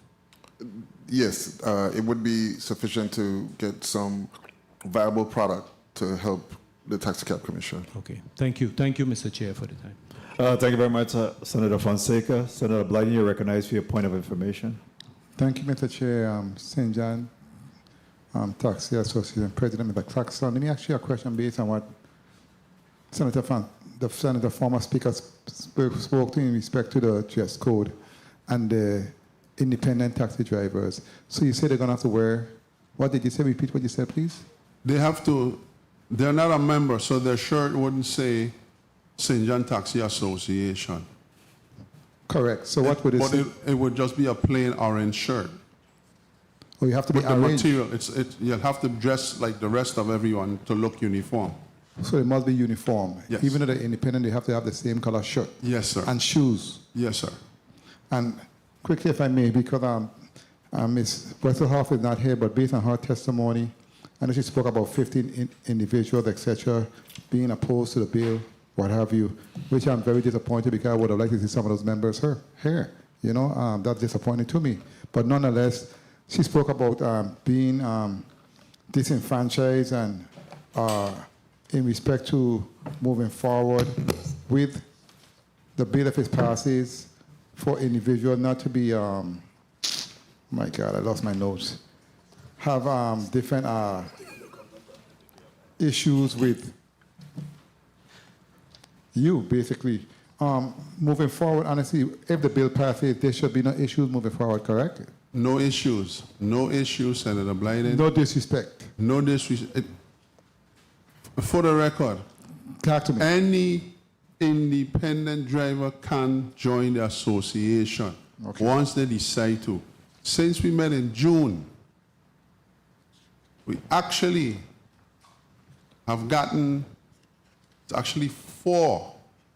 And these independent drivers have came, did what they're supposed to do, paid their monies, and fell right in line.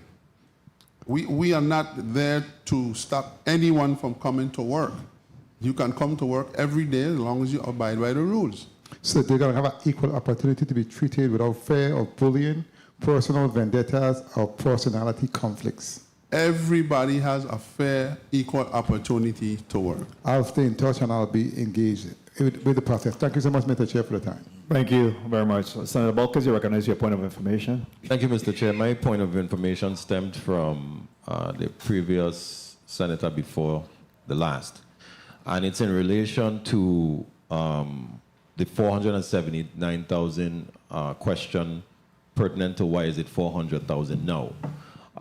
One of the things when you look in the bill, you'll see that the Taxi Cab Commission is under the well, not direction, but the support of BIT, who, quite frankly, is underutilized by many of our departments and agencies because they are the ones who have the expertise in this area of technology. And if, in fact, we were to drive the cost down, no other entity would be better fit than BIT to guide any department or commission such as this. So that's why we're trying to bring down the cost. The quote did outline $479,000, but I do believe, and I think that the director did mention it, that would be a phase, but obviously the 400,000 can suffice, but there are some additional costs for operating in the long run. But that is why we brought it down to 400,000 to answer the question. Thank you, Mr. Chair. Thank you very much, Senator Balkes. Senator Fonseca, you recognize your point of information. Yes, thank you, Mr. Chair. I want to go back to the senator from NADA question about the dress code. Okay, so I'm not from St. John Taxi, just for say. I am from Francis Taxi. Can I wear my shirt Francis Taxi and go to that stand that will be rented at least by you and pick up passengers? No. So I can't advertise if I from another taxi service. I have a real problem with that. That's restriction because there's no other way, no other place that people can pick up passengers coming from St. John Red Hook. Why do you want to restrict a person, a taxi driver that represents another taxi agency from identifying themselves? Because you'll be competing within our organization. But you have the lease. We're Still giving competing, you. though. Wait a minute. Let me speak, please. You can speak on the chair's time. Thank you. You will have the lease, so the other taxi drivers need access. If they want to pick up passengers and they want to use that place, you're telling me that I can't be identified? I have to be unknown taxi? I can't support that with that restriction. That's unfair. That's not fair for you to restrict a taxi from using that stand because he is representing his business that he works for. Thank you, Mr. Chair, for the time. Thank you, Senator Fonseca. You may respond, Mr. I think you're getting it all wrong, Senator Fonseca. We restrict no one. What we have a restriction on is for the non-members to utilize the spaces that were leased from Property and Procurement to St. John Taxi Association. Reason being, we have insurance. If something was to go wrong, it doesn't protect them in any form or fashion, if they're loading or unloading their vehicle, there is a space down by the dock that they can utilize. There is a space that you could drop your passengers off, and if you don't choose to join or to come and work with the organization, frankly, I don't care what shirt you wear, but once you come to work and you put your number down on the pad, you must be in compliance of the uniform. Point of information, Senator Fonseca. Thank you, Mr. Chair. So what are you charging them a fee for? You're charging them to use that stand. What are you charging them a fee for that you can't tell me how much you're going to increase it if they're not going to be covered by the insurance? Why are you charging them? The fee, once we collect a fee from any independent driver, they then come right under the umbrella with the insurance. Once because it's noted on the pad, they paid, so then they are protected with the insurance. Thank you, Mr. Chair, for the time. Thank you. What I'm hearing is you require uniformity. Yes. Senator Frederick, you're recognized for your 6 minutes. Thank you very much, Mr. Chair. Pleasant good afternoon, colleagues, listening and viewing audience, testifiers, my office and central staff here at the legislature. Pleasant good day to everybody. I wanted to first start off with respect to bill number 36-0092, pertaining to this lease agreement that we had some discussion previously in June. We went over to St. John and we had a very spirited discussion. I think we covered a lot of points too. And I want to really thank you, Mr. Claxton, for improving on some of the things that we had recommended, and I see you did your work. Thank you very much. My question, let's start off back to the basic. AC Richards, have you made any modification to the lease agreement since June? Vincent Richards for Department of Property and Procurement. Senator, no, we have not made any modifications. Some of the recommendations that were made that legislatively we couldn't implement, have you had any discussion with the commissioner about how we could possibly modify some of the language in the lease to include those concerns? Senator, the Department of Property and Procurement has not been in receipt of any requests to make any modifications to the document. Mr. Claxton? Senator Frederick, that's your name, correct? Can't see it from here. Yes, sir. We sat down together in June, and the body decided that we cannot charge an exceeding amount. My colleagues and I have sat down and we have decided that we won't be charging an exceed amount, and we can put that on record here today. So just use this for an example, because our fee as a member is going to go up also. So if we go up to $20 per person, then it wouldn't exceed 100%. It would be, I would say, in the ball range, just theoretically speaking, it would be $30 for a non-member. It wouldn't be like we're trying to take advantage of non-members. I would like for everyone who's a non-member to join the association to make us strong in numbers. But we can't have it all. They're coming in slowly but surely because they're seeing the benefits that they're reaping. And we're hoping that our numbers keep growing. Okay, let's go on. We talked about your board the last time we met. You didn't have a clear explanation, so I'm asking you now. You have 4 board members now, right? You didn't know about that the last time we talked. So now you're well-versed in what a board is and how the composition of a board is, correct? Yes. It's 4 members now. So can you tell me their title? Tell me their title. We have Mr. Dale Hendrickson. He's the president of the board. Okay. Lionel Sproul is the vice president. We have Desmond Atto as a sitting director and David Cooper as a sitting director.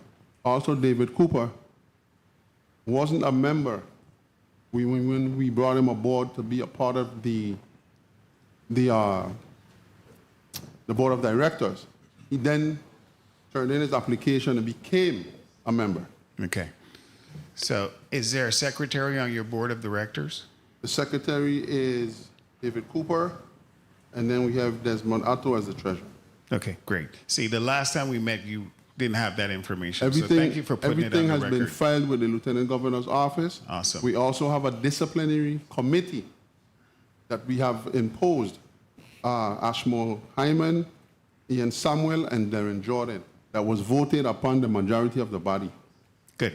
So I'm glad to see now you're having some organizational structure. Thank you so much for the work, and I feel a lot better than I did the last time because these things weren't in place.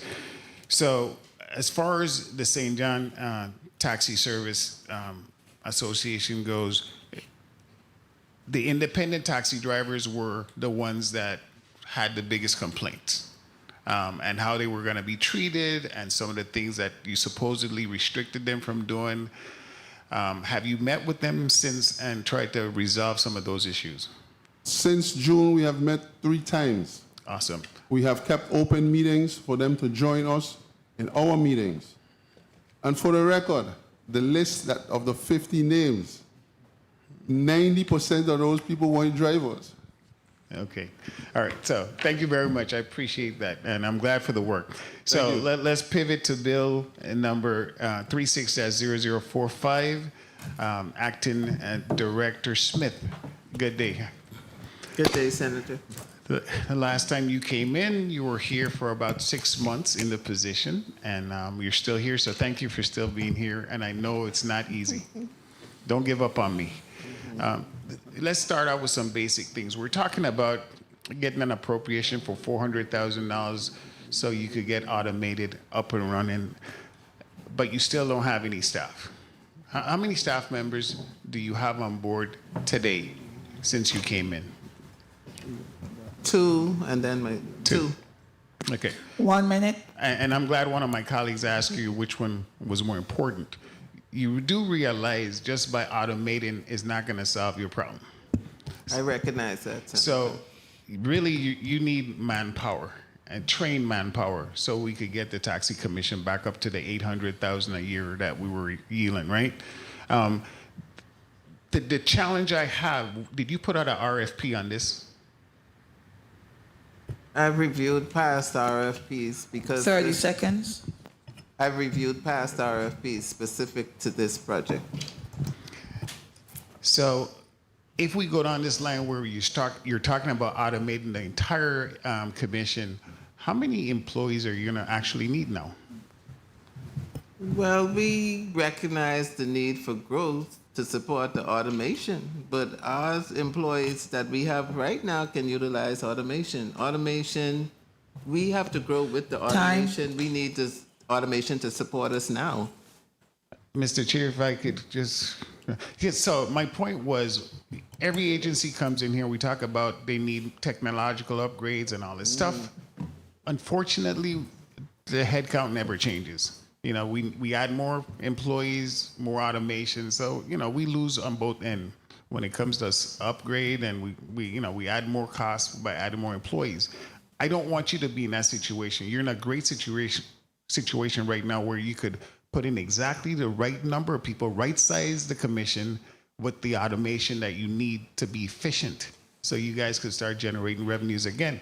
To pivot real quick, AC Wells, I was shocked what you just said about the fund balance. $64 million is showing on our, in our post-audit books, it's $100 million as of the 31st of October. And you're telling me $400,000, you couldn't tell us whether or not you have that much in the account? I never said I can't tell you that's in the account. I said I don't agree with the fund balance being reported. 400,000 is 400,000, that's it. But if I had 400,000, my agent wouldn't be excess of double digit in millions. It's clear that I don't have the money because we continue to over appropriate from the same fund. We have the agencies that are tapping into this fund right now. We have Department of Agriculture, Department of Education, Department of Public Works, Bureau of School Construction Maintenance, Sports Park and Recreation, the Legislature, Licensing and Consumer Affairs, OMB, Office of the Governor, Tourism, Police Department, Waste Management Authority, and the Taxi Cab Commission. So we're looking at the 400,000 as a minor investment, but at the end of the day, that's not the end figure. That's the starting figure. We have a tendency to invest in certain products and whatever systems. We don't think about the maintenance aspect. We don't think about the various phases. We're just talking about phase one. So I like to put on the record, because the great senator next to you putting stuff on record like we in opposition to this. We're not. We have no problem with agencies modernizing. Our issue is, I don't agree with this fund being utilized. If you truly want to move the needle, if you want to help Taxi Cab Commission, then let's talk about finding a different funding source that we could tap into and get it paid tomorrow.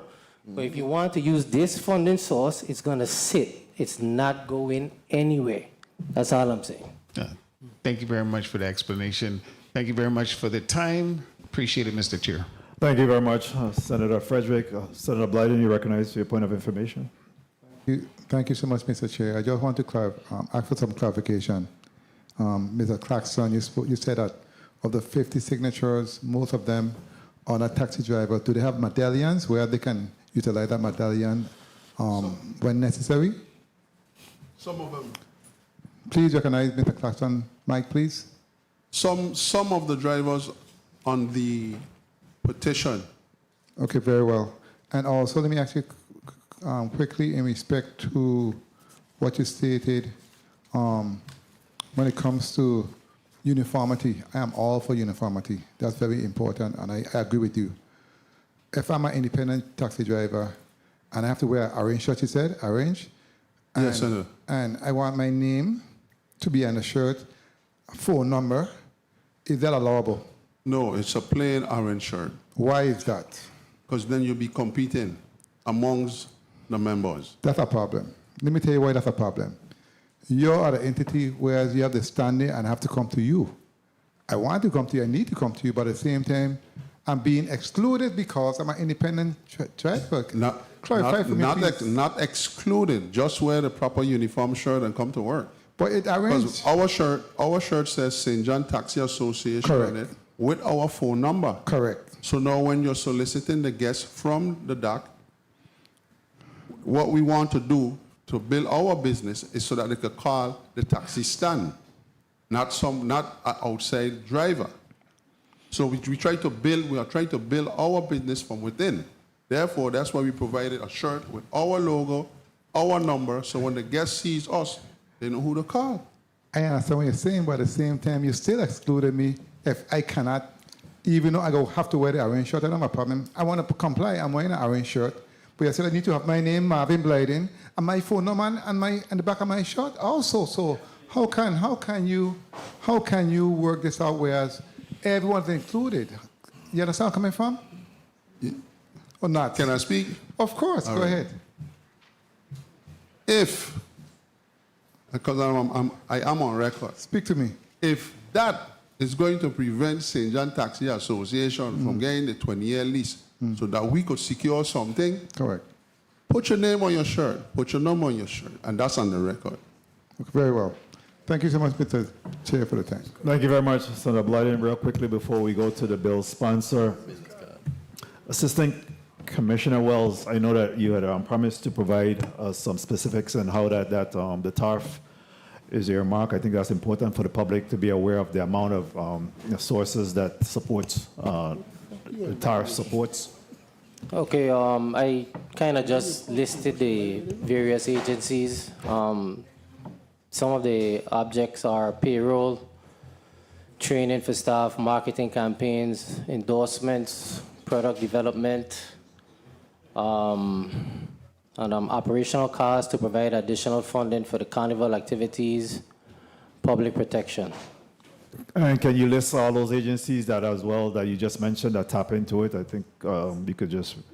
Department of Agriculture, Department of Education, Department of Public Works, Department of Sports, Park and Recreation, Legislature, Licensing and Consumer Affairs, Office of Management and Budget, Office of the Governor, Tourism, VI Police Department, VI Waste Management Authority, Virgin Islands Taxi Cab Commission.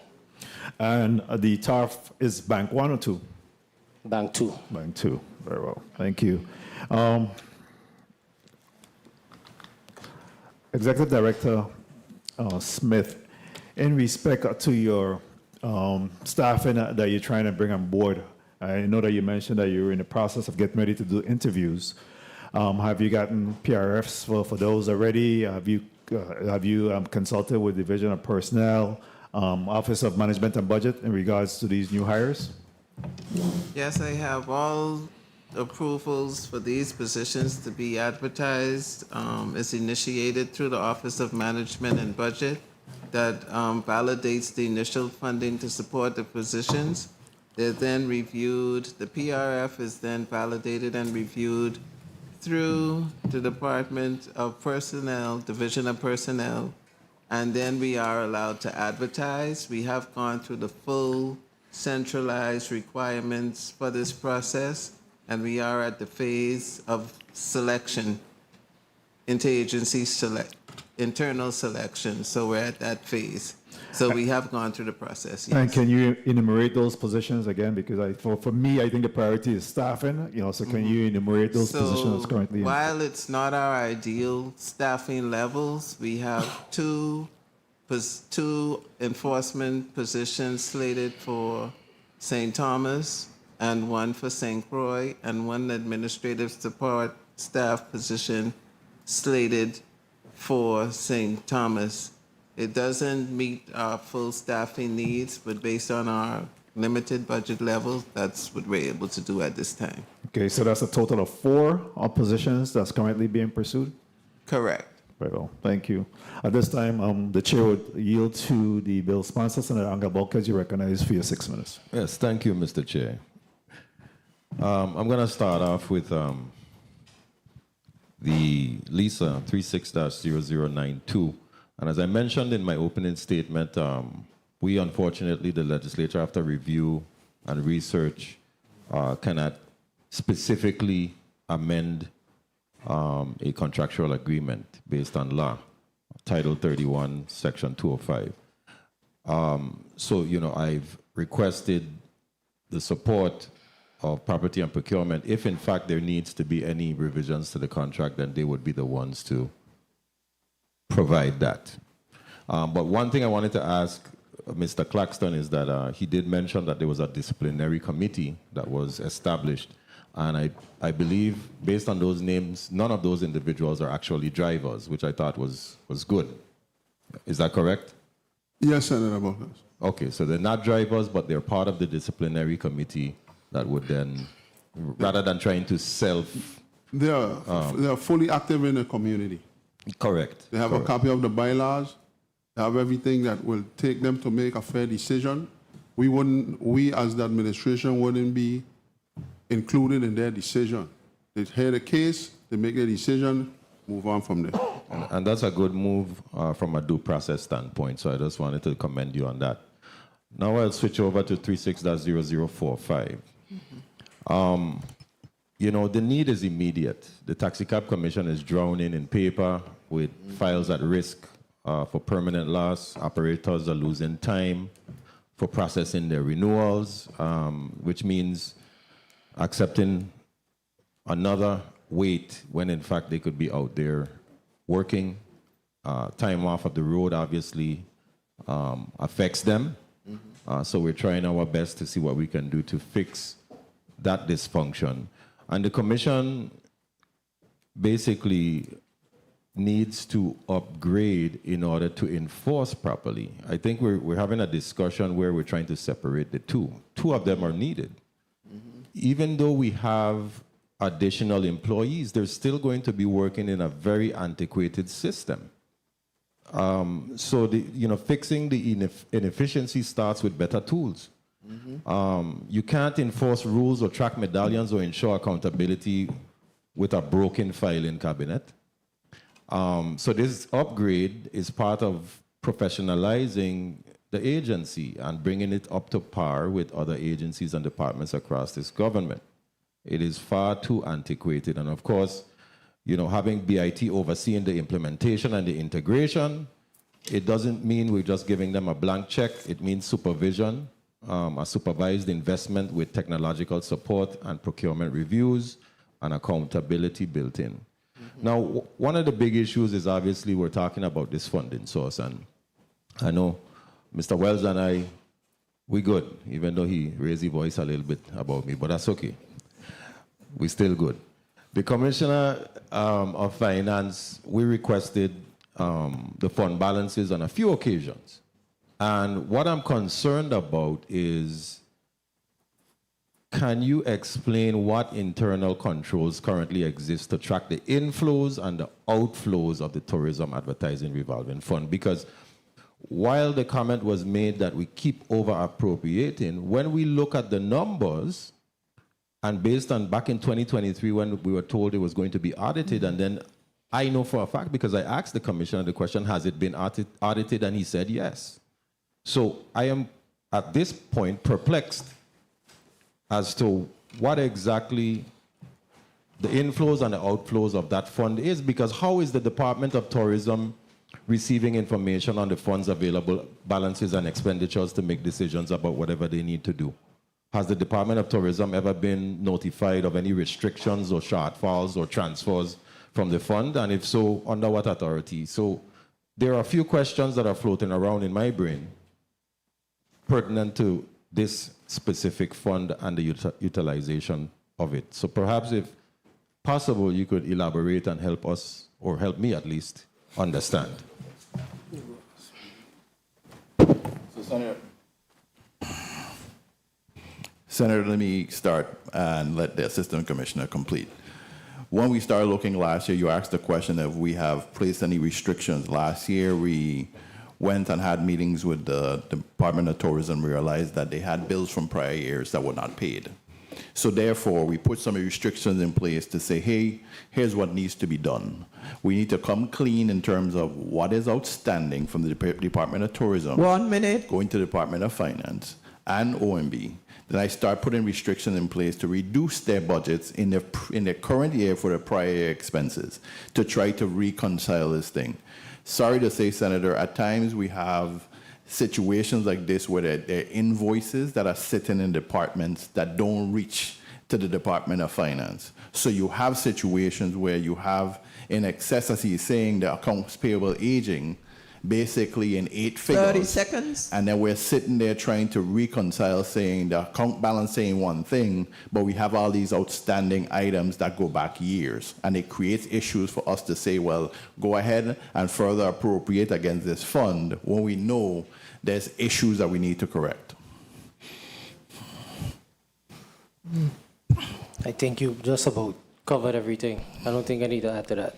But yeah, so I echo the same statement as Director Remo. And I mean, would both of you agree, Mr. Chair, if I may? You may wrap up, Senator. Thank you very much. Would you both agree that maintaining millions of unaccounted or idle funds in a revolving account without proper reporting poses a financial risk? It poses a financial risk, one, and then two, the funds, you understand, if you go back several years, used to be available to the expended. The legislature in about 2019, 2020 made it per fiscal year. And I think that was an adjustment that was not made in the Department of Finance that says these funds cut off at the end of a fiscal year. So it continues to roll a number from a previous year that might not be accurate. So you had one of the years somewhere along the line that probably had a fund balance that continues to roll. So you have a rolling balance, plus you have funds coming in. So there's some accountability on our side that we need to fix. We need to fix this thing once and for all. And that's what we're saying, that leave us go ahead and reconcile it properly so we can get a proper fund balance. That's our biggest concern right now. Well, I've been hearing that since 2023, and it leads me to believe that the integrity of this fund is unstable. Now, I'm curious to know if any other funds that exist within the government of the Virgin Islands are susceptible to this very same issue. But that's a whole different discussion for another time. Thank you for the time, Mr. Chair.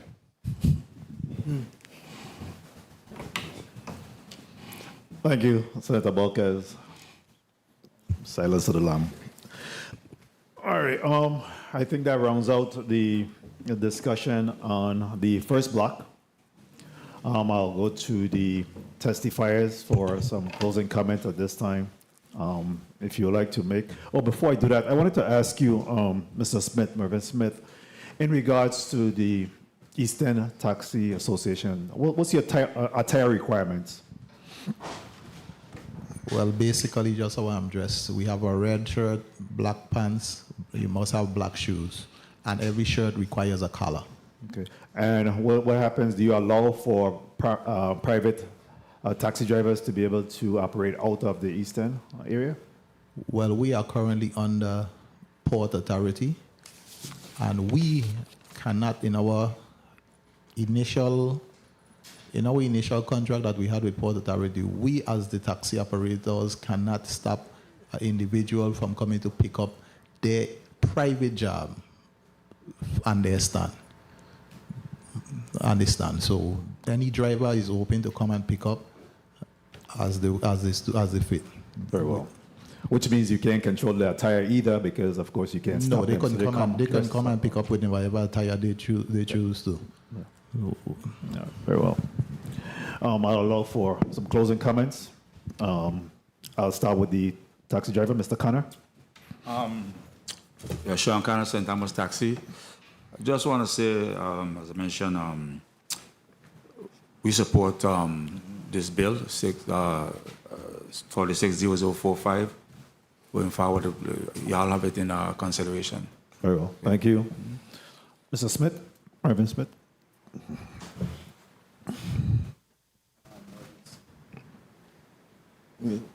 Go ahead. Marvin Smith, Eastern Taxi. We strongly support this bill because, like I said in my testimony, it's necessary.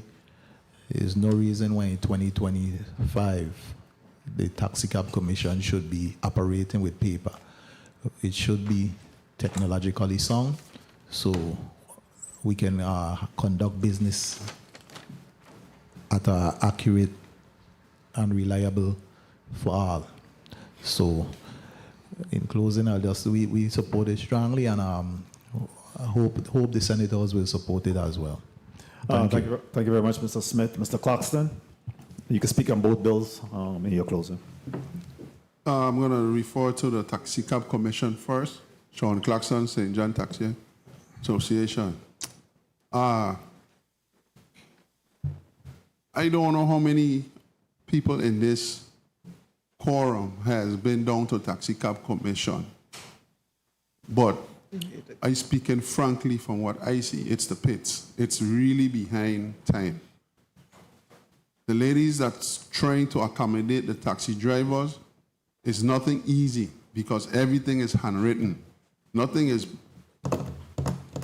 Everything, you got to handwrite the receipt, you got to handwrite the certificate of entitlement. Everything is done back in the time.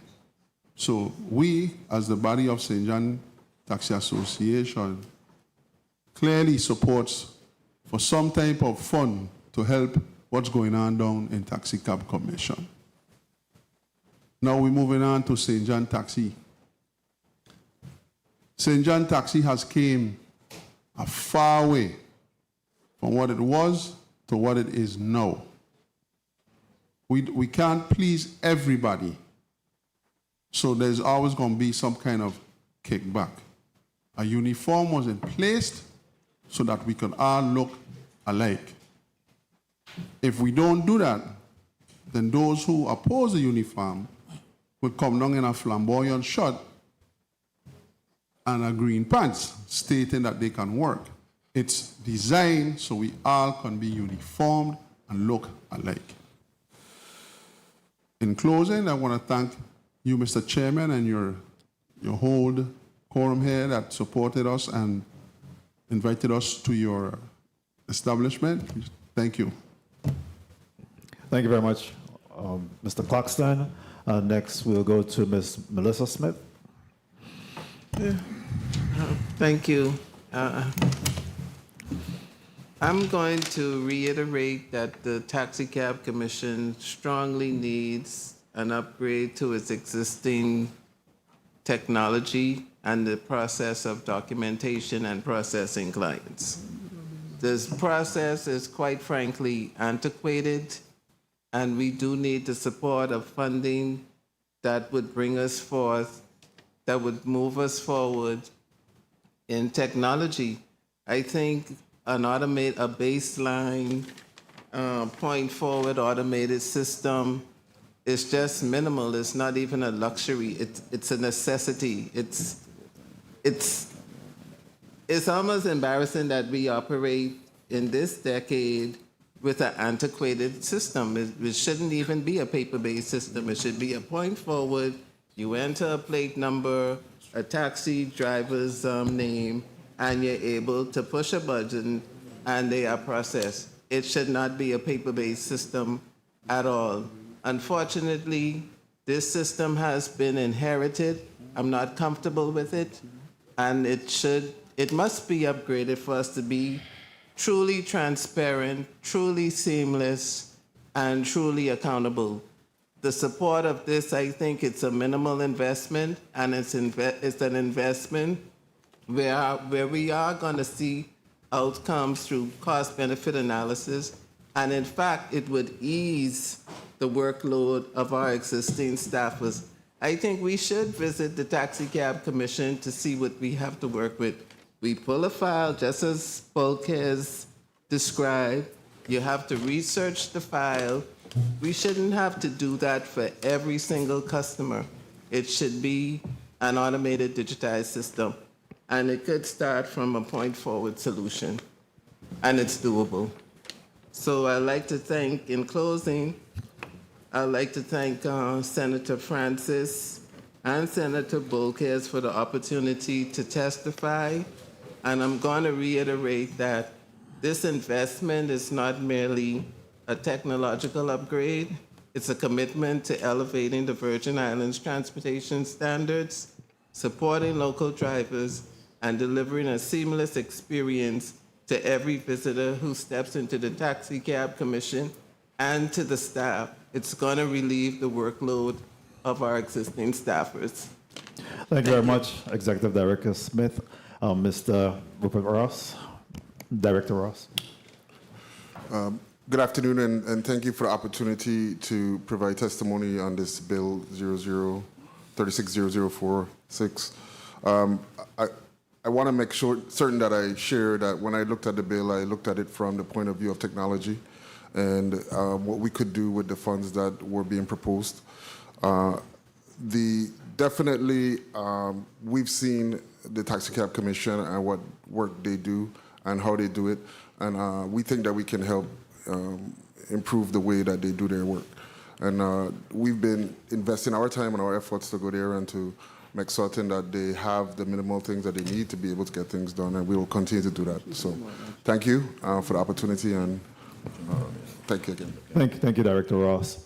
Director Reimer, you have any closing comments? Senator, as we look forward, we agree that there's a necessary change to upgrade the actual technological parts of Taxi Cab Commission. But we also need to look at how do we actually make Taxi Cab Commission independent, which means they generate their own funds and their funding sources become of their own and not reliant on the government. In regards to this bill where the funding source, we don't agree because, of course, we said it needs to be reconciled. This is, for us, it has to be something comprehensive. As the director mentioned, she said that here it is, she needs staffing, she needs IT, etc. I would prefer any bills that would come for the Taxi Cab Commission be comprehensive, that looks at everything, not just giving her money for technology. But if you have the technology, you don't have the bodies, you have a problem. If you have the bodies without technology, it's a problem. So let's look at it comprehensively and say, here it is, here's a funding source until she could generate her own revenue that will sustain her over the next year. Not saying that we're going to have, you're going to take it from the actual tourism advertising revolving fund as a one-time hit, and then she has phase 2, phase 3, phase 4, and can accomplish the task. So let's look at it comprehensively versus doing it as a piecemeal process here. Thank you. Thank you very much. Eager to ask, well, if once the reconciliation is done, within the next 60, 90 days, can we revisit the opportunity for us to be able to fund this from the tariff? Yes. Very well, thank you. Assistant Commissioner Wells?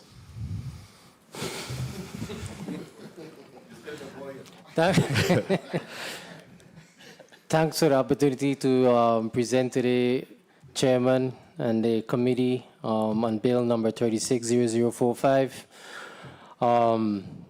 and representing Commissioner McCurdy in his absence. I'd also like to put on record, I'd just like to acknowledge the hardworking women and men at Department of Finance and ask you all to continue doing your part in serving the community like we do. Thank you. Thank you very much. And my colleague just reminded me that you're Executive Assistant Commissioner. So we'll make sure you get your full title. Assistant Commissioner Richards, you recognize your 30-second wrap-up. Good afternoon, Senator, and good afternoon to the members of the committee and non-members. Thank you for this opportunity to present this lease agreement. I hope the second time around is a charm. I'd like to really thank my staff that works with me. Harris, Paris, Clark, Perez, Morton, Weeks, Hodge. They make it look easy. And I look forward to being back down here real soon. We have a lot of work that's pending before this committee and this body. So it's been a while, but, and once again, one more thing is, thanks for the discourse. I know sometimes a lot of tough questions, and but it makes us better at what we do. And, I know we don't take it personal. It's just part of the process. So, okay, it's a stealing process. So, as they say, steel sharpens steel. So, thank you. And I look forward to being back here and working with you all in the future. Thank you very much. And as the chair of the committee, I'm hoping to encourage my colleagues that perhaps, because I'm in between a rock and a hard place, certainly my post-audit division as well as my finance people have indicated that this is a hard sell at a time like this.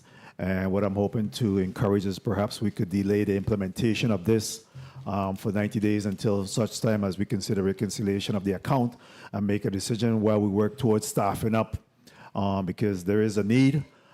Definitely a need for some modernization of the commission, but I also have to be mindful that those that's responsible for the government finances is cautious about us proceeding today with this measure. So I'm hoping that I'm only one vote, but I'm hoping that I can encourage my colleagues to consider a delay on this particular implementation for about 90 days, and we could revisit this. And I'm hoping for concurrence in that area. Thank you very much for coming before us. At this time, the Committee of Budget, Appropriations, and Finance stands at recess for 5 minutes.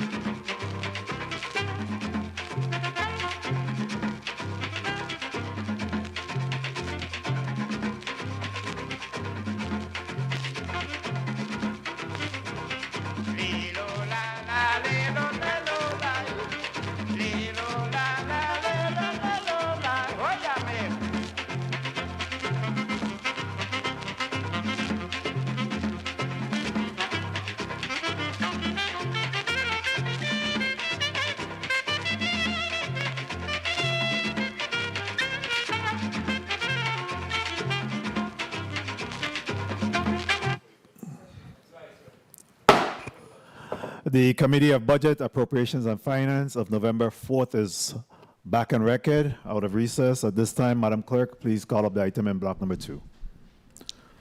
Block 2, Bill number 36-0196, an act appropriating excess debt service reserve funds for certain capital projects in the territory, sponsored by Senator Milton E. Potter by request of the Governor.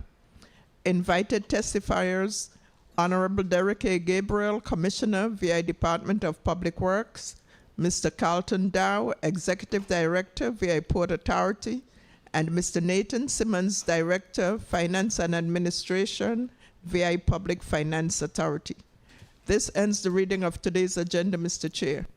Thank you very much, Madam Clerk. We do have the testifiers seated and ready to go. Before we have the Senator Potter present this bill on behalf of the Governor, we'll go to the testifiers table just to identify with them and do a mic check. We'll start off with you. Preston Byer, Director of Engineering for the Virgin Islands Port Authority. Good afternoon. Good afternoon. Ava Penn, Director of Financial Affairs and Acting Property Manager. Good afternoon. Good afternoon. Carlton Dow, Executive Director of the Virgin Islands Port Authority. Good afternoon. Good afternoon. Ruben Jennings, Assistant Commissioner, Department of Public Works. Good afternoon. Good afternoon. Jomo McLean, Highway Program Manager, Department of Public Works. Good afternoon. Good afternoon. Good afternoon. Nathan Simmons, Director of Finance and Administration, VI Public Finance Authority. Good afternoon. So Simmons, you have to put that screen down a little bit, yeah, so we could see you there. Who speaks to bill number 36-0196? I do, Mr. Chair.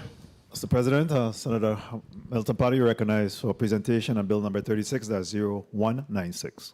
Thank you. Good afternoon, Mr. Chair, colleagues. Good afternoon to the testifiers here today. Mr. Chair, colleagues, I offer bill number 36-0196 on behalf of Governor Albert Bryan, Jr.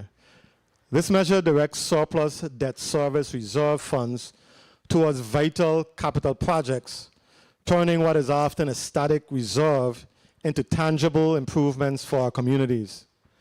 By investing these resources now, we strengthen our infrastructure, support local jobs and contractors, and demonstrate fiscal stewardship, making smart use of existing funds instead of increasing taxes or borrowing anew. Addressing our territory's infrastructure needs through this bill will generate long-term value for residents and help set a strong foundation for future growth. Specifically, the bill provides for $2 million for demolishing Adelita Cancrine Jr. High School, $6 million as a bridge for the harbor dredging initiative, and $2 million for the completion of the Leonardo Nardo Trotman Drive expansion project. Colleagues, I urge you to support this initiative. Thank you very much, Mr. Chair. Thank you very much, Senator Potter, for presentation on bill number 36-0196. Again, an act appropriating the excess debt service reserve funds for certain capital projects in the territory. At this time, we go to Public Works. Assistant Commissioner Jennings, you recognize your testimony. Thank you. Good afternoon, Honorable Senator Novell E. Francis, Jr., Chairman of the Committee on Budget, Appropriations, and Finance, committee members, and other senators in attendance. My name is Ruben Jennings, and I am the Assistant Commissioner of the Department of Public Works. With me today is Federal Highway Program Manager Jomo McLean.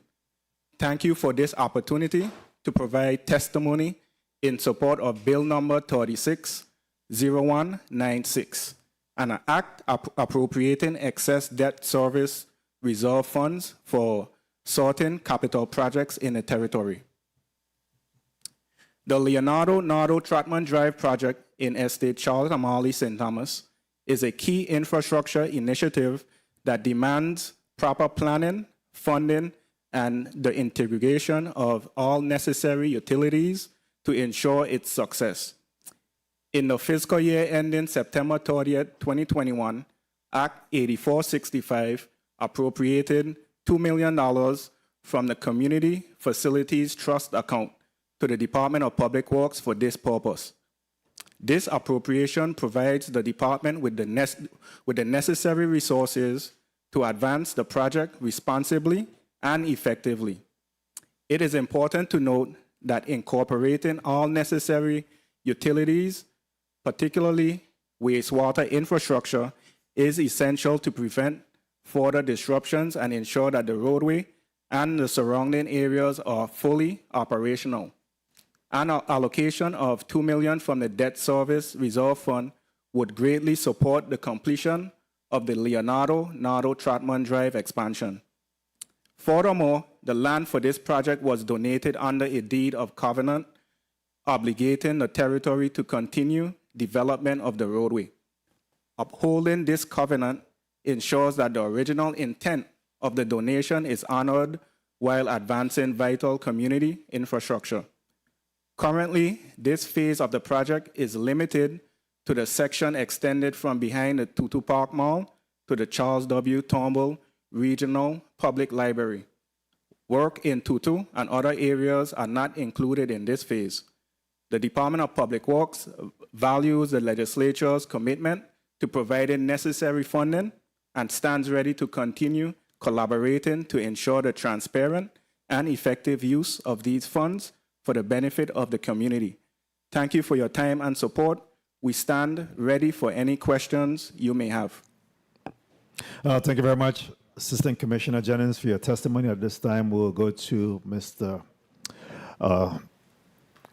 PFA. Let's go to the Port Authority.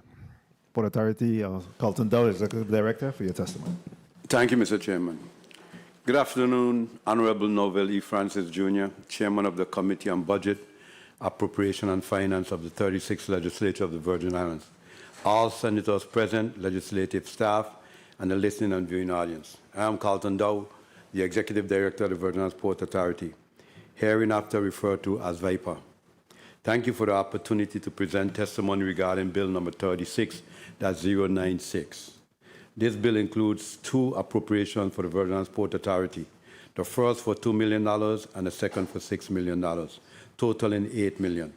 These funds will be used to cover some of the non-dredging project costs associated with dredging the Shatamali Harbor in St. Thomas. I intend to provide clarity and background information regarding these two appropriation items. The first appropriation is $2 million for the demolition of the former Adelita Cancroin Jr. High School. The demolition of the buildings on that site is critical to VIPA as it is essential to the dredging of Shatamali Harbor. As you are aware, in Act number 8787, $17 million was appropriated from the excess funds contained in the Debt Service Reserve Fund, which is held by the Virgin Islands Public Finance Authority for the purpose of dredging the Shatamali Harbor. Although the $17 million is expected to be insufficient to complete the harbor dredging project, VIPA is appreciative of the appropriation and intend to use its resources to raise the funding to cover the total cost of the project. One of the early challenges of the Shatamali Harbor dredging project is the disposal site of the material to be removed from the harbor bottom. At the time we took on this project, there was no acceptable dredge disposal site in St. Thomas.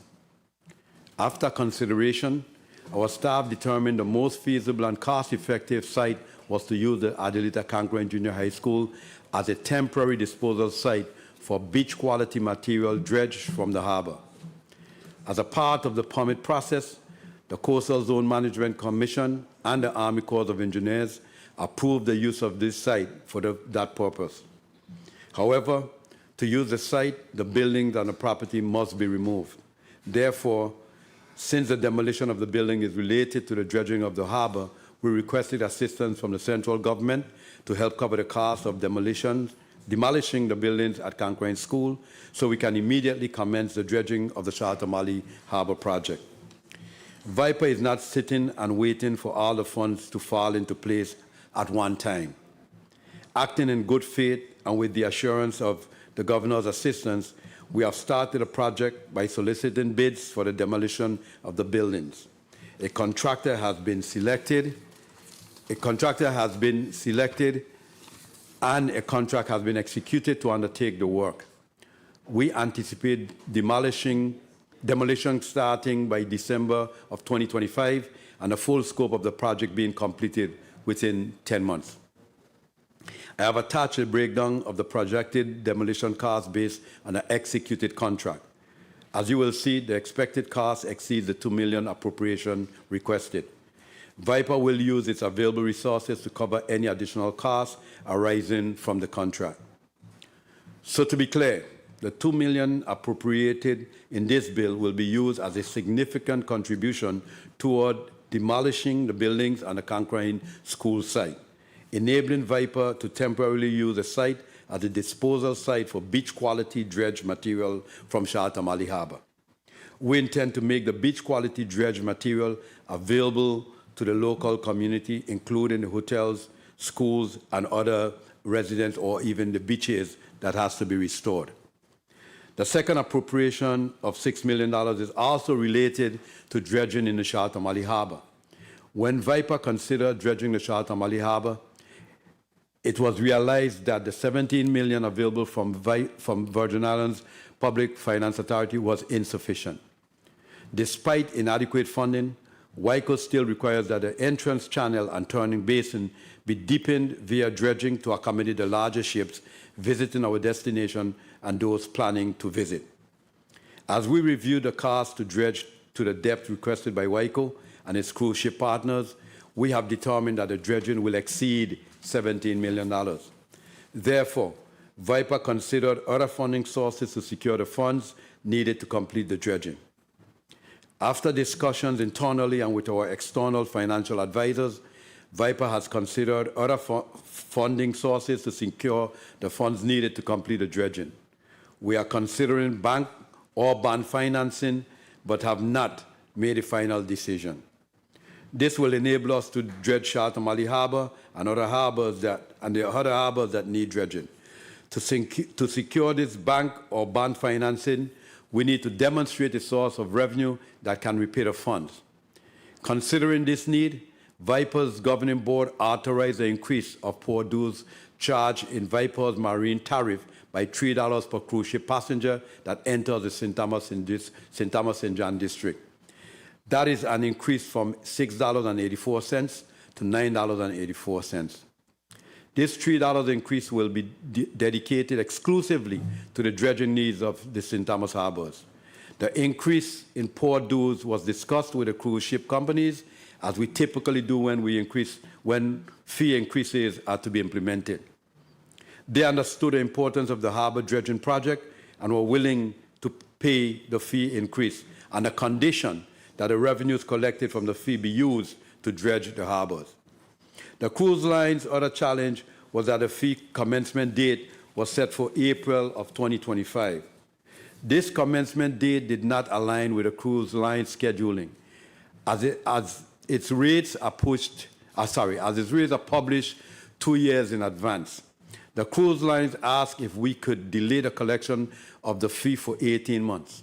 However, VIPA could not delay the issuance of the new increase and still maintain our dredging project schedule. VIPA told them the increase in port dues had to proceed on the schedule April 1, 2025, to reach the target amount needed to start the dredging project. The cruise lines took their concerns to the governor and the Commissioner of Tourism to find a compromise that would allow VIPA to collect the increase in the port dues, which would ensure the dredging project.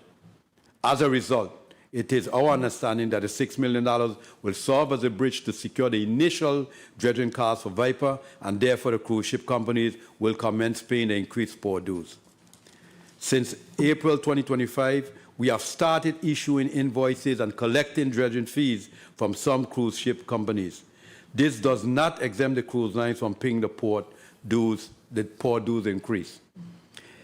It contributes to the revenue losses during the initial period. The appropriation of $6 million covers the $3 subsidy. The appropriation covers the contribution to the dredging revenues and allows the cruise companies to incorporate the charge in the new rates during the cruise year. The cruise companies are currently being billed the $3 charge, but are not allowed to pay it later in the cruise year. As you consider this appropriation, keep in mind that the cruise industry contribute to the Virgin Islands is substantial, with tourism accounting for approximately 80% of the territory's gross domestic product and employment. We must be prepared to take bold steps to protect the revenue from that source. I thank you, Mr. Chairman. My staff and I will be available to answer any questions that you may have. Thank you very much, Executive Director Carlton Dow, for your testimony. Next, we'll recognize Mr. Nathan Simmons, the Director of Finances and Administration, Virgin Islands Port Authority. Good afternoon, Honorable Novel E. Francis Jr., Chairman of the Committee on Budget, Appropriations, and Finance, members of the Committee on Budget, Appropriations, and Finance, other members of the 36th Legislature, media, ladies and gentlemen in the legislative chambers, and the listening and viewing audience. I am Nathan Simmons, Director of Finance and Administration of the Virgin Islands Public Finance Authority. At your request, I am here today to provide testimony with respect to Bill number 360196, which would appropriate the sum of $10 million or so much of that sum as is necessary in the fiscal year ending September 30, 2026, from the excess of funds contained in the Debt Service Reserve Fund for the gross receipts tax revenue bonds to fund the following projects. First, to the Virgin Islands Port Authority, the sum of $2 million for the demolition of the Adelita Canquine Junior High School, and the sum of $6 million for the dredging of the harbor for maritime access projects. And second, the sum of $2 million to the Department of Public Works for the completion of the Leonardo Nardo Trotman Drive expansion project. As of August 31, 2025, the most recent valuation report received from the trustee, the Bank of New York Mellon, the Debt Service Reserve Fund had an excess fund balance of $30,505,495.79. Pursuant to Act 8787, $17 million was appropriated for the dredging of the Charlotte Amalie Harbor, leaving a remaining available balance of $13,505,495.79. As excess earnings, with the approval of Bill 360196, the remaining balance in the fund will be $3,505,495.79. These excess funds will remain as a cushion to protect the value of the investments in the event of interest rate changes.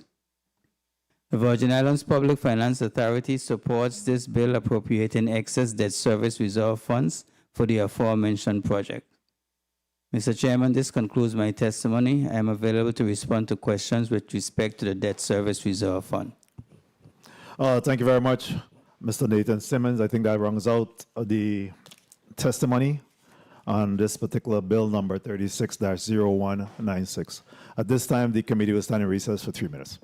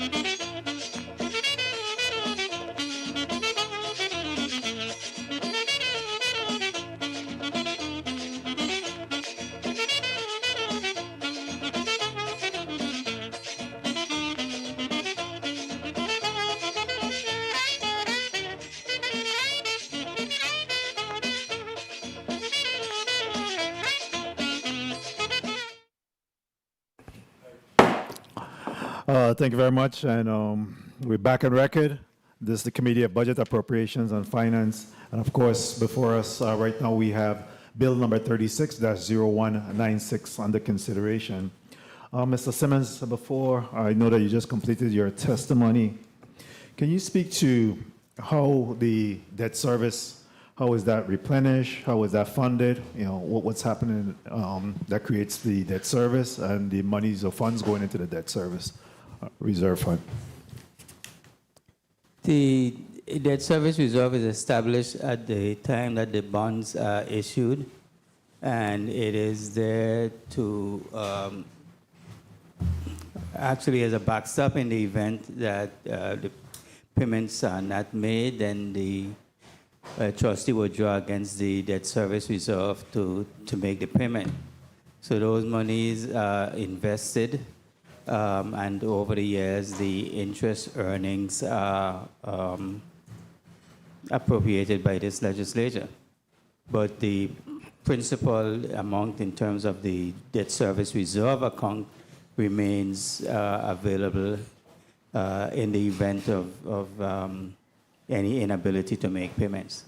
Okay, and the debt service reserve funding and that interest goes into a separate account? Is that an interest-bearing account or? There is an interest account that is there with the trustee as well, that all of the interest on all of the, whether it's the project funds or the debt service fund, the debt service reserve fund, that the interest, there is an interest account that is maintained with the trustee. Right.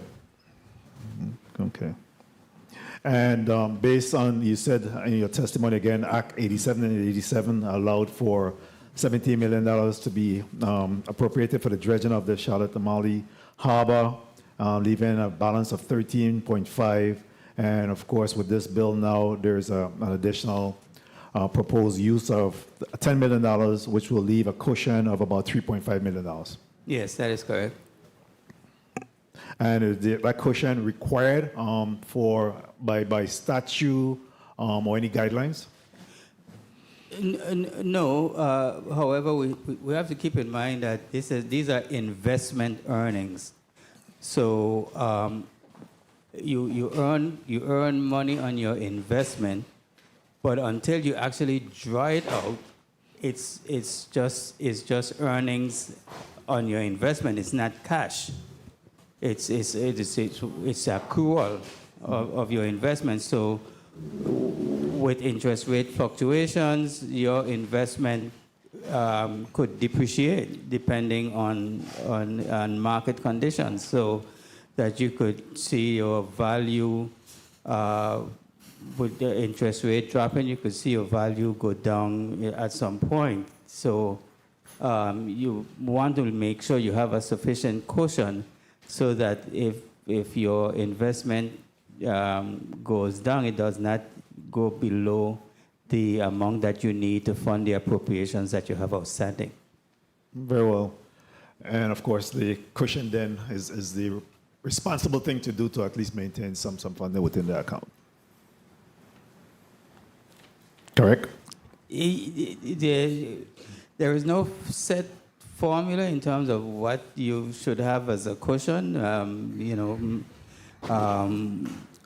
Market conditions would say that a cushion in the area of 15 to 20% is probably a good number to have.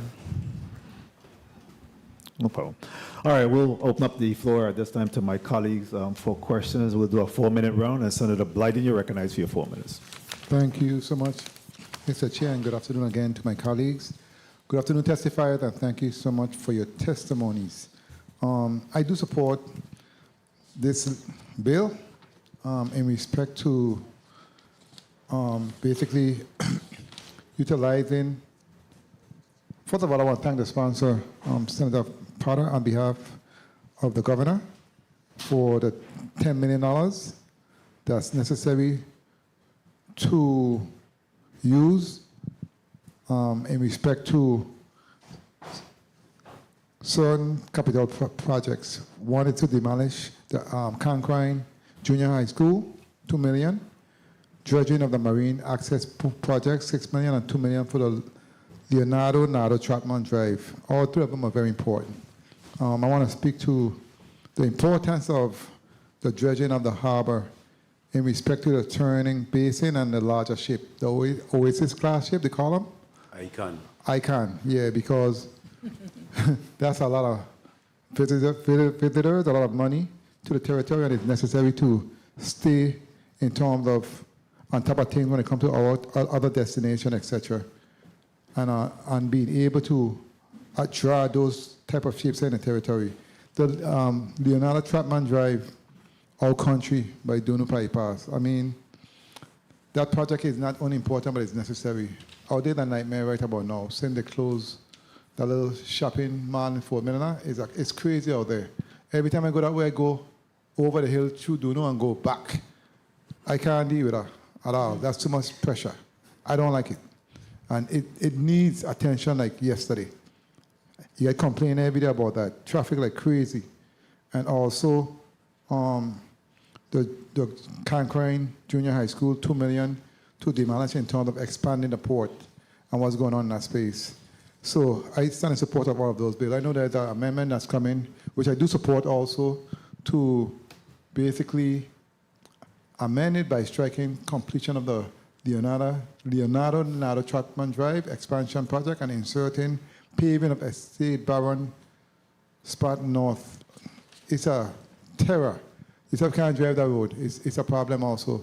So we are going to, as colleagues and members of this committee, we are going to see how we can actually use another funding source to come up with a $2 million for the Nardo Drive, because it's critical and it's important. So at the end of the day, we're going to support the bill and also bring another amendment to assure that what came forth happens, and at the same time, my colleagues on St. Croix actually get this for their people on Big Island, because it's also important for those constituents in respect to that road. It's very important.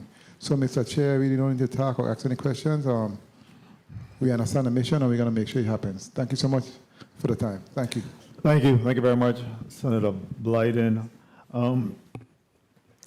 Assistant Commissioner, what's the issue with the with that repair that needed to be done to the Nardo Drive? What's the hold up with that? I know that there have been several pieces of legislation to address that particular area. What is the challenge? Good afternoon, Ruben Jennings, Assistant Commissioner, Department of Public Works. So the issue boils down to funding. Initially, the good former senator, of course, he introduced it in the 25th legislature. It was passed in the 27th, $2.9 million. But at each point when the contract was being phased, it always needed extra funds. What's good, Senator? Good Senator Carlton Dow. 1 minute. So that wasn't the 35th then, huh? The 25th. 25th. The 25th. Yes, yeah.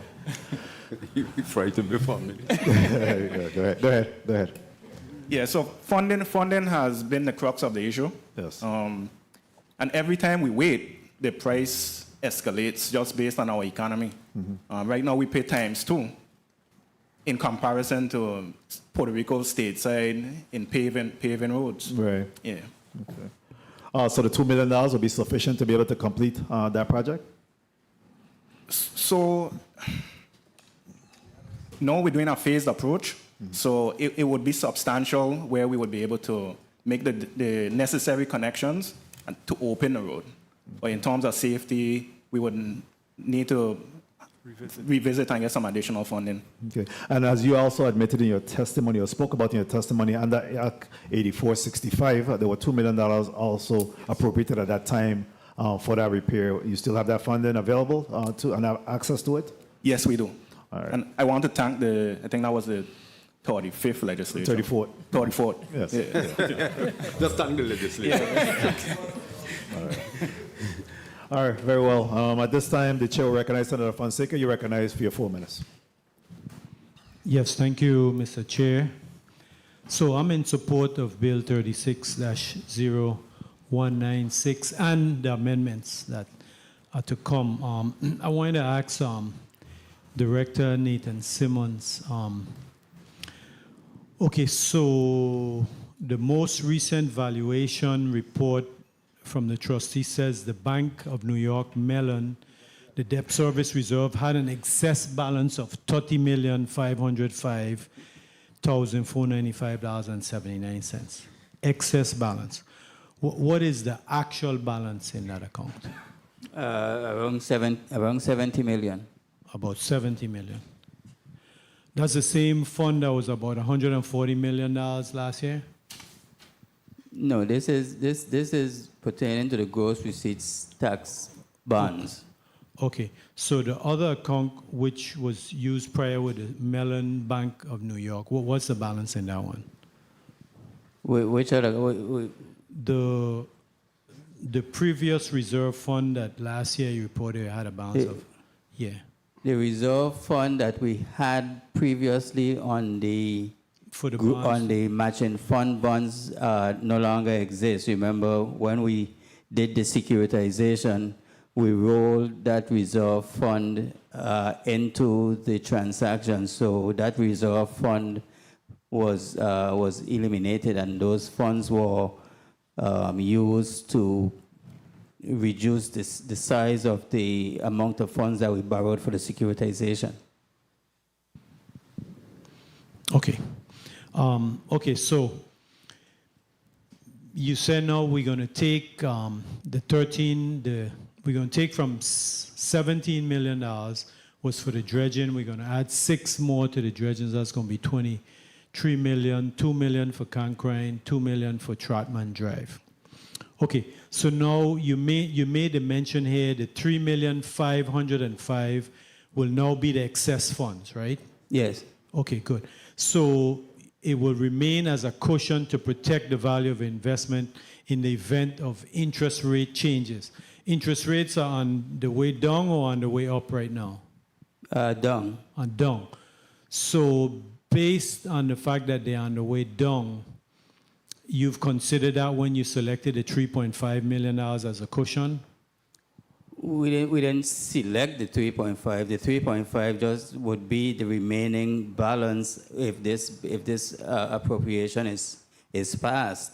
We're not drawing all of the money out at this point, so that the fund still, the $17 million is still in the fund, but it's an appropriated amount, so we know that $17 million is not available for any other purpose but for the dredging, but it remains in the fund and it continues to earn interest, so that instead of taking out the 17 million and now this 10 million and reducing the size of the fund, these monies still continue to earn interest for us, so that we're able then to generate additional interest earnings to be used for additional capital projects in the future. Okay, see, ladies and gentlemen. 30 seconds. Ladies and gentlemen, that's a perfect way to answer a question. Mr. Nathan Simmons is a brilliant mind. Okay, so what I'm trying to figure out is what's the reasoning why you came to the $3,505,495.79? What's the reason behind that being the cushion? That is the remaining balance after you appropriate the 10 million. We would love for the cushion to be higher because... Okay, I got you. I understand. So now I fully understand you. You see, Mr. Nathan Simmons talks numbers, so I think we could understand each other. Okay, so when you took out the cushion, took out the 10 million, you were comfortable with that as a cushion? Yes. Okay, thank you. Thank you, Mr. Chair, for the time. Thank you very much, Senator Fonseca. Executive Director Dow, in respect to the 17 plus 6 for the dredging of the Charlotte Amalie Harbor, are we satisfied that we have sufficient funding in place now to address that dredging? Preston. Preston Byer. Preston Byer. Please recognize the mic of Mr. Preston Byer. Preston Byer, Director of Engineering for the Virgin Islands Port Authority. Senator Francis, we at this stage do not know the final cost of that dredging. We are putting that out to bid later this week, where we expect to receive bids back the first week of January in 2026 after the holiday season. So at this stage, we're want to kind of talk explicitly about those estimates, but we anticipate that there is additional funding needed that we are, as Executive Director Dow testified on, that we'll be looking at either bank or bond financing to cover the gap. Very well. And we have gotten all of the necessary permits and everything in place to again see that that project is addressed and in progress. We do. We have our authorization from the United States Army Corps of Engineers, as well as the Coastal Zone Management Commission, although we will be seeking an extension through CZM just based on the delays we had from our unsuccessful first solicitation of this package. Very well, thank you. And Executive Director Dow, in regards to the demolition, everything is in line for that to proceed at this time, or we still require some additional permits or anything else that may cause a delay in that area? Yes, but allow Preston. I brought him all the way here. We pay him a lot of money, so. Preston Byer, Director of Engineering at VIPA. So at this stage, there is hazardous materials that need to be remediated. That is the first stage of this project. That's included in the cost estimate breakdown and in the contract that we've executed. So the hazardous material abatement is the first portion. Once that's complete, the contractor will then get the demolition permits as required from DPNR, and then they'll proceed with that. Very well. So I would imagine everything is already progressing in terms of they applied for the permits and everything in the meantime, so you don't have any delay in that part of it. That is correct. Thank you. Senator Frederick, you recognize for your 4 minutes. Thank you very much, Mr. Chair. Pleasant good afternoon, colleagues, testifiers, my office and central staff, and the beautiful people of the U.S. Virgin Islands. I stand in support of Bill number 36-0196 as amended, because I know for a fact that's been a discussion that Executive Director Dow has been championing for a long time about getting the harbors dredged. I think, especially after the storm, we had some issues with sediments, right? Correct. When you say it wasn't enough money, however, to dredge, how much more did you anticipate it would cost us to dredge the Charlotte Amalie Harbor? Plus, we're going to have to end up dredging the other Crown Bay Harbor, and then Frederick said at some point too, right? Correct. But we're only going to have the answer to that once we put out the bid. The bid should be going out next week. And just quite frankly, I just want to be level with you guys that it wouldn't be in the territory's interest for us to be actually saying some hard number today because the bid didn't go out as yet. But we know it's in excess of what we're dealing with. So the authority will have to participate in some fashion to make this thing happen. So the Oasis class for Royal Caribbean is the, what, 6,700 passenger size vessel? Their biggest vessel is the new Icon class. That's the Icon of the Season. The 7,600 passenger one. That's passenger one way and crew another way. It's how much person? About 9,000. Yeah, it's about 9,000 in total. And when were we anticipating that they would start bringing that ship here? Well, the Icon class comes already to the territory, but it comes only to Crown Bay. Only Crown Bay can accommodate those large ships. This dredging would allow Waiko to be able to have any capacity.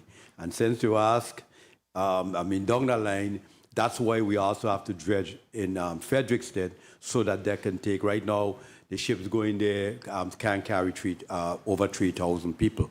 But that's part of this whole plan. Okay, great. So in terms of the Adelita Conquine Junior High School, I know that's been the topic about putting the sediments from the dredging there. And in your testimony, you talked about the community could come and get some sediments from there and use that for backfilling or whatever? Not quite. Let me be clear, and I'm glad you asked. Be clear, because Let I me saw be that. abundantly clear. The first intent, once they're good, the sand is good, they already test, and we know that some of it is really good sand to be reused.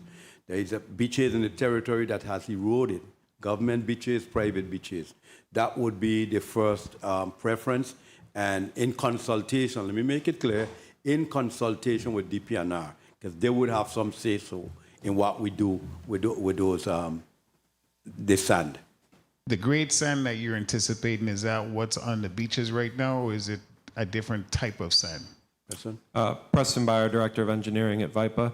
Senator Frederick, we've classified the sand into two different classifications. One is beach quality that meets similar, if not the exact same composition of beach sand in the Virgin Islands, and then non-beach quality, which does not meet that same standard. So what we've included in our permit for the Coastal Zone Management Commission, as well as the Army Corps of Engineers, includes beach nourishment at a number of beaches in St. Thomas, as well as the potential to use the dredge spoils at the Veterans Drive Phase 2 project. So we're working with the Department of Public Works to determine if that is a feasible approach, but we have utilized and included that utilization in our permit in the event that DPW indicates that that's acceptable. That particular location where the school is, Adelita Concrane, it's going to look completely different once this project starts. What are we doing to make sure that the community is not affected by any blow-offs or any issues? As it currently stands, I know you haven't fenced it around appropriately, but what's going to be done to mitigate all that? So we have additional fencing requirements, as well as silt fencing and hay bales around the outside to prevent runoff and sedimentation, as well as the obligation of the contractor to implement dust mitigation measures with the sand that will be stored on the project site. Because, you know, you've got that Frenchtown community there, so they would be immediately impacted by it, and our phones will start ringing. So make sure we don't have that issue. We just had something similar with some demolition on St. Croix, and we had to stop it because it was impacting the neighborhood next to it. So please make sure the contractors are aware that this is going to be a community issue. 30 seconds. Pretty much, I support this bill, like I said, with the amendment as suggested, and I hope and pray that we could get this project up and running, because we do need to get these ships in here, especially what happened to Jamaica. I assume we'll be getting more port calls as a result. You know, it's unfortunate, but that's how the business works, right? The traffic is redirected, and we need to be prepared as a territory for the additional volume. So thank you very much, Mr. Chair, and I appreciate the comments from the testifiers. Thank you. Thank you very much, Senator Frederick, for your line of questions. Director Dow, I know that in the past we have had some conversation in respect to the cost mobilization for dredging. Is it your intent, or are you working towards aligning the stars so that we do all of the dredging at same or in close proximity of each other, so that, again, we can minimize additional mobilization costs? I'll allow the Director of Engineering to answer that. Preston Byer, Director of Engineering. So yes, is the short answer, and I have a much longer answer, but we are working to align all of that. So we have under this project for Charlotte Amalia Harbor is approximately 217,000 cubic yards. Yacht Haven Grand has also expressed interest in getting their otherwise authorized dredging, which is another 29,000 cubic yards. And then we're currently working on permitting of approximately another 400,000 cubic yards around the territory, inclusive of both St. Thomas and St. Croix. In the permitting process, that we anticipate dredging will be ongoing in the territory for approximately 5 years. And just for the record, we are in consultation with the folks at Federal Highway Public Works because of their waterfront project continuation. So hopefully, if everything line up just like Preston said, would want the equipment to be in the territory for a long period of time, so that all these various projects we have can be done one to the other, so that none of us have to end up with all this kind of mobilization back and forth and going back out to find equipment. Very well. I'm tempted to ask you about the Gallows Bay dredging, but it might get me and you in trouble, right? But I'll ask anyway. What's the status of it? So that means you want to get us in trouble. But good trouble. Yeah, good trouble, right? What I can tell you though is we've got, I think, till the end of December, Preston, we got from Army Corps of Engineers saying, hey, we'll give it to December. We have to come up with some monies, which was already appropriated by this institution. I spoke to the budget director up to today to see that we could get us so we could proceed with that study. You want to add anything else, Preston? Yeah, so again, Preston Byer, Director of Engineering. The idea with that and what makes it a little bit different from our other channels and other dredging projects is that the Gallows Bay, the Christiansted Harbor Channel, which is also called the Z Channel, is already a federalized channel, which then any activities inclusive of maintenance dredging, expansion, deepening, widening, all fall under the jurisdiction of the Army Corps of Engineers. We, as a non-federal sponsor of that activity, are not able to move forward with any dredging activities in that area. It all needs to be authorized through Congress. And so with that project in particular, we're looking at the feasibility study of improvements to navigation in Christiansted Harbor, as well as the incorporation of the access to the Richmond Power Plant channel there as being a part of that federalized channel, which would then make the federal government responsible for maintenance and any improvements to navigation. Mr. Chairman, I want, President, could you just take a second to just go back over just a little piece so that it could be clear as to the monies that we're going to, that I spoke about asking OMB. This body already authorized it, but the purpose of the money and what the Army Corps is telling us as it relates to that. So the purpose of those funds is to do the feasibility study. So we had started down that path last year with the Army Corps of Engineers, and it was determined that the cost-benefit ratio of the improvements that we were looking for solely for the mini cruise ships into Gallows Bay was deemed as not justifiable, and that there was no federal interest in pursuing that project. So what we have done, and with consultation with the Army Corps of Engineers, is to factor in the sand channel, which is the access into the Richmond Power Plant, to drive the benefit cost ratio hopefully into a positive direction. That would then allow for those activities to happen simultaneously as a part of the federalized effort. So this feasibility study will be a multi-year feasibility study headed by the Army Corps of Engineers. The last estimate they had was that it would be a 6-year study. And then following the outcome of that feasibility study, they would then look to go into, if there was a favorable outcome, the engineering process and appropriation process to actually start that project. But that was a discussion that several of us, when we traveled to Army Corps headquarters with the governor, that we, nor the governor, and he made it clear, wasn't satisfied with the initial answer. Right. We were all moving towards this dredging. We're going to do this, wrap this up in some bonding. We were preparing ourselves to do that. When Army Corps said, hey, this is a federalized channel and there's not no real interest from them, we didn't stop there.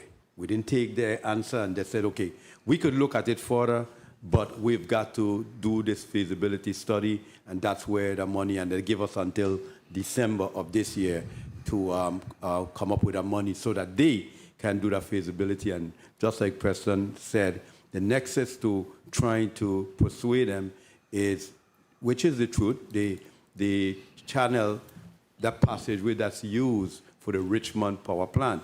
So that's a serious interest that we're trying to bring together to try to get a favorable outcome from Army Corps. Very well. I know that we attended several. There was a town hall meeting as well that was held in the whole discussion at the time. So just real quickly before I go to a point of information, Mr. Simmons, how does the transaction occur between PFA and both to then the Port Authority and as well as Public Works? once this measure is considered and it goes to the governor, finally signed off? What is the transaction like in that respect? Can you just touch on that?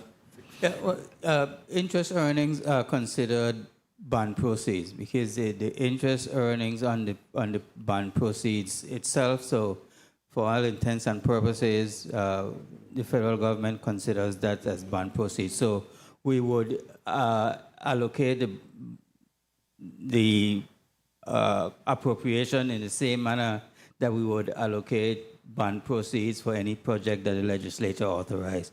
They have to submit the contract documents, the payment requests, and they're familiar with it. They know all the documentation that needs to be submitted. This is for the benefit of the public. Yeah, Yes. and we once they submit the documentation, we process the payments.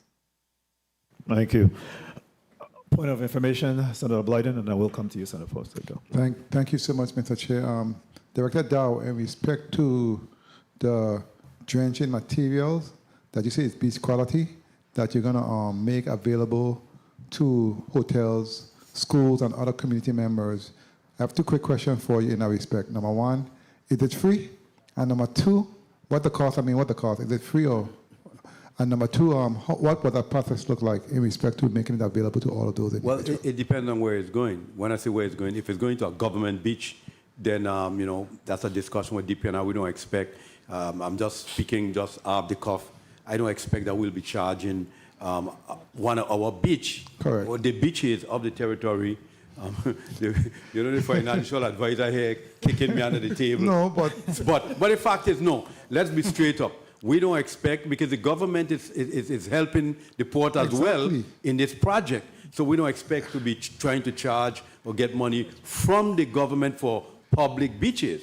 However, very well. Hotels in the territory, if they want it, there will be some cost. Correct. And what about other community members, schools, etc., you said? I don't know a school they might want it for the lab, but anyhow, if there is some good purpose along the line. Playground, etc. Oh, playground? Yeah. Yeah. Volleyball. Okay, very well. Volleyball court, yeah, those things could work. Thank you so much. Your response. Thank you, Senator Blyden, Vice Chair. And now, Senator Ray Fonseca, you recognize for your point of information. Thank you, Mr. Chair. Director Doe, okay, so I always like to keep track of these numbers. So with all the change now, the cruise ship passenger tariff is still $19.08. Ms. Penn would answer that. Good afternoon, Senator. How are you today? Yes, good, Ms. Penn. Fine. Yes, good seeing you. Good. What? Could you repeat the question again? The cruise ship passenger tariff, and I want you to break it down between port, WICO, and the marine tax. All right. So the passenger service charge is broken down in three charges. We have the wharfage, which is currently $8.24. Port dues is currently $9.84. And we have the marine terminal tax at $1. So that's a total of $19.08. Now, it depends on which dock the ship berths at, will determine how much in the fees they pay. Okay, so let's say Royal Caribbean docking down at WICO dock. How much would That's they pay? $19.08. $19.08. And if Royal Caribbean docks at WICO, He said down to. I thought I was $33.64. You said Royal Caribbean at Crown Bay. No, he said WICO. Oh, I thought he said, I'm sorry, you said WICO. Give me both of them. Okay, I'm sorry. Yeah. So if Royal Caribbean goes to Crown Bay, just to be clear, they will pay all the fees at $19.08. That would be the wharfage, the port dues, and the marine terminal tax. If they go to WICO, they will still pay the $19.08. However, Port Authority would only get $10.84. Though. When you finish. Okay, so the WICO, the Port Authority... WICO would keep the wharfage. $8.24, and Port Authority get $10.84. Yes, which is the port dues and the marine terminal tax. Okay. Mr. Chair, sorry. I just want, since we publicly talking about these numbers, what's paid. Now, Royal Caribbean vessels only come into this territory, even to St. Croix.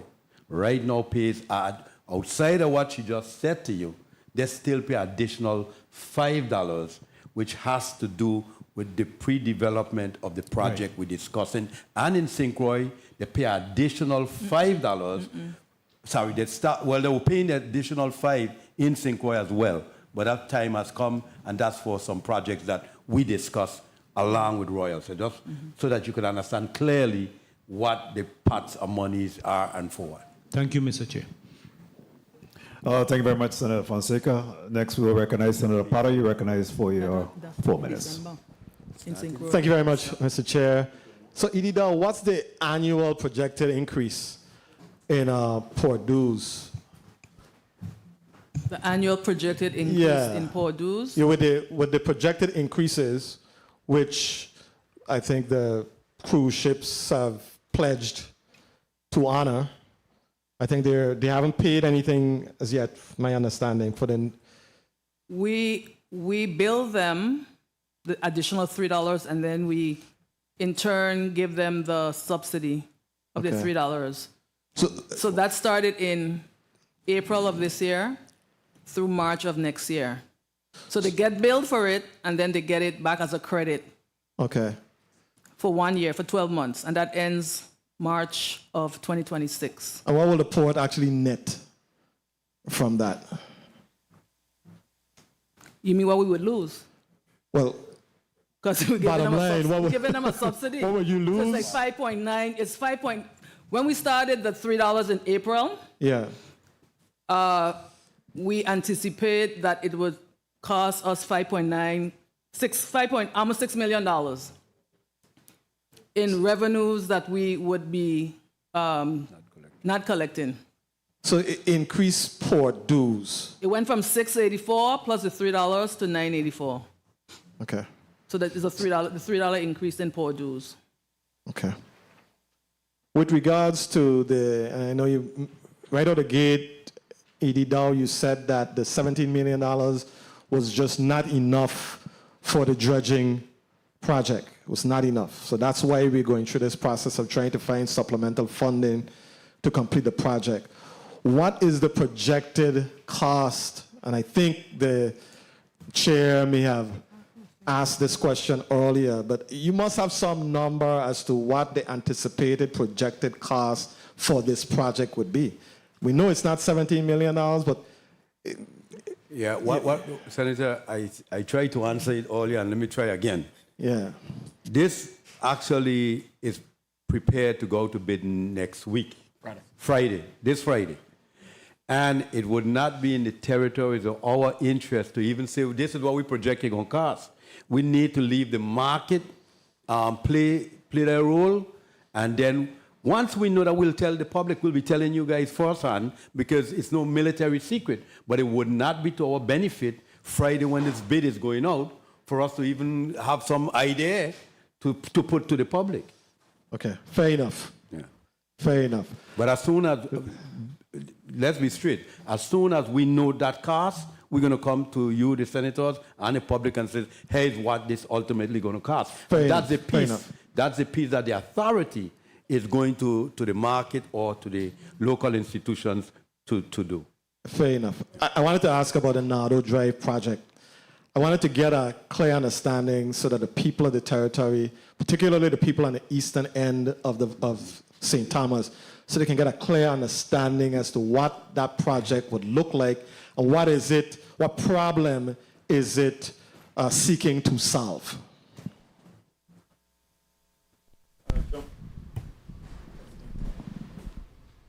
One minute. Yeah, Jomo McLean, Highway Program Manager. Thanks for the question, Senator. So it's a series of problems that we're trying to address. Number one being congestion in the vicinity. So by completing this project, we will alleviate some of the congestion that happens in the Fort Milner vicinity. Anyone who is interested in going directly to the mall could use the Leonardo Nardo Trotman Drive, or going to the Turnbull 30 Regional seconds. Center as well. This project does not go to the old Tutu community. It does not connect to that community. It strictly constructs 2 entrances on the backside of the Tutu Park Mall. I appreciate that. Because I got a text specifically saying that it's going to connect to the old Tutu community. But just to be clear, it is not connecting to old Tutu. No. Time. Okay, thank you very much for that. Just one final question, Mr. Chair. Regarding the dredged material that you're saying is beach quality, right? Now, so it becomes beach quality when the contaminants are extracted? Preston Byer, Director of Engineering. The beach quality material does not have contaminants in it.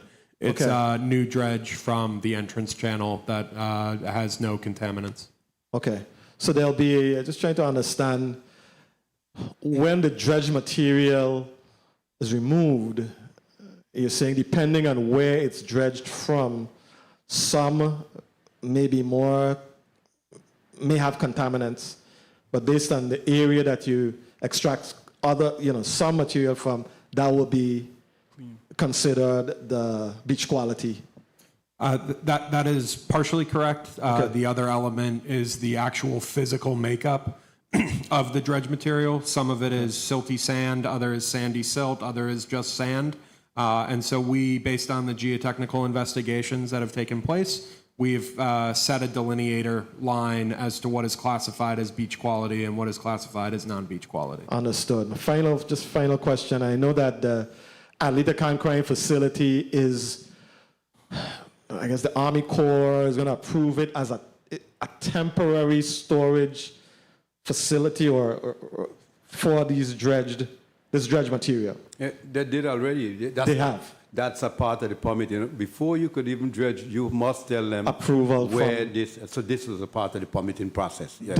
The word temporary is what I wanted to ask you about. So is there a specific timeline that you're going to be allowed to store this dredged material? And what is that timeline? Preston Byer, Director of Engineering at VIPA. The Army Corps of Engineers doesn't set an explicit timeline for what's classified as temporary, but it is viewed as a transient location where that material will then be taken away from.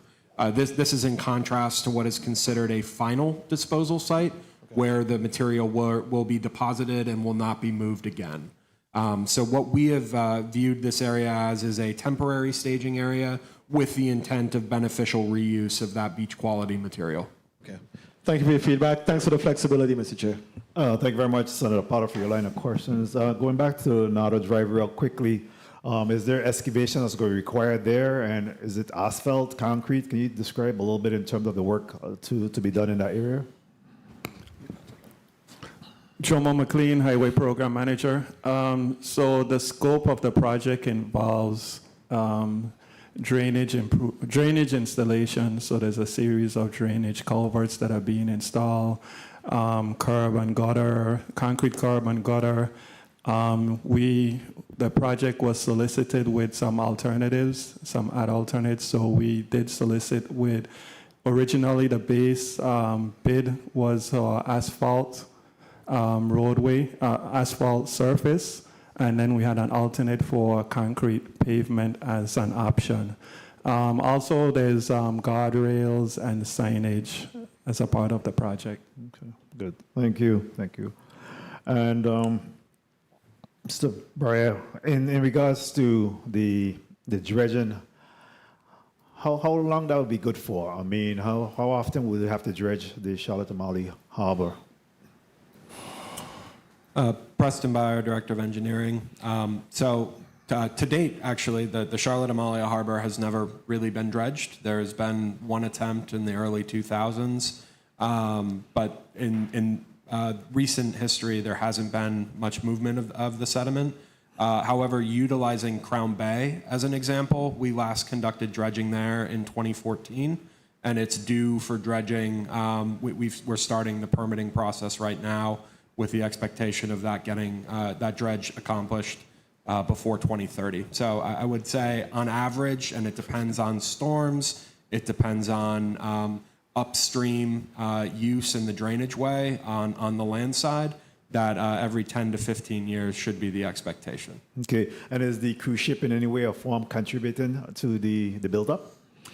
In the turning basin, there is prop wash as it leaves its berth and goes into the turning basin, but that's typical for any vessel that would call in an area that has previously been dredged. Right. Okay. All right. Thank you. Mr. Chairman, there has been some maintenance dredging up around the Waiko Dock area time and time again. I'm only saying that because we're not speaking to ourselves in here, right. And somebody's going ahead and say, but the Port Authority is saying they never. No, there's been some maintenance dredging over the years in the Waiko area. What would the Burton Pocket and so forth by Waiko.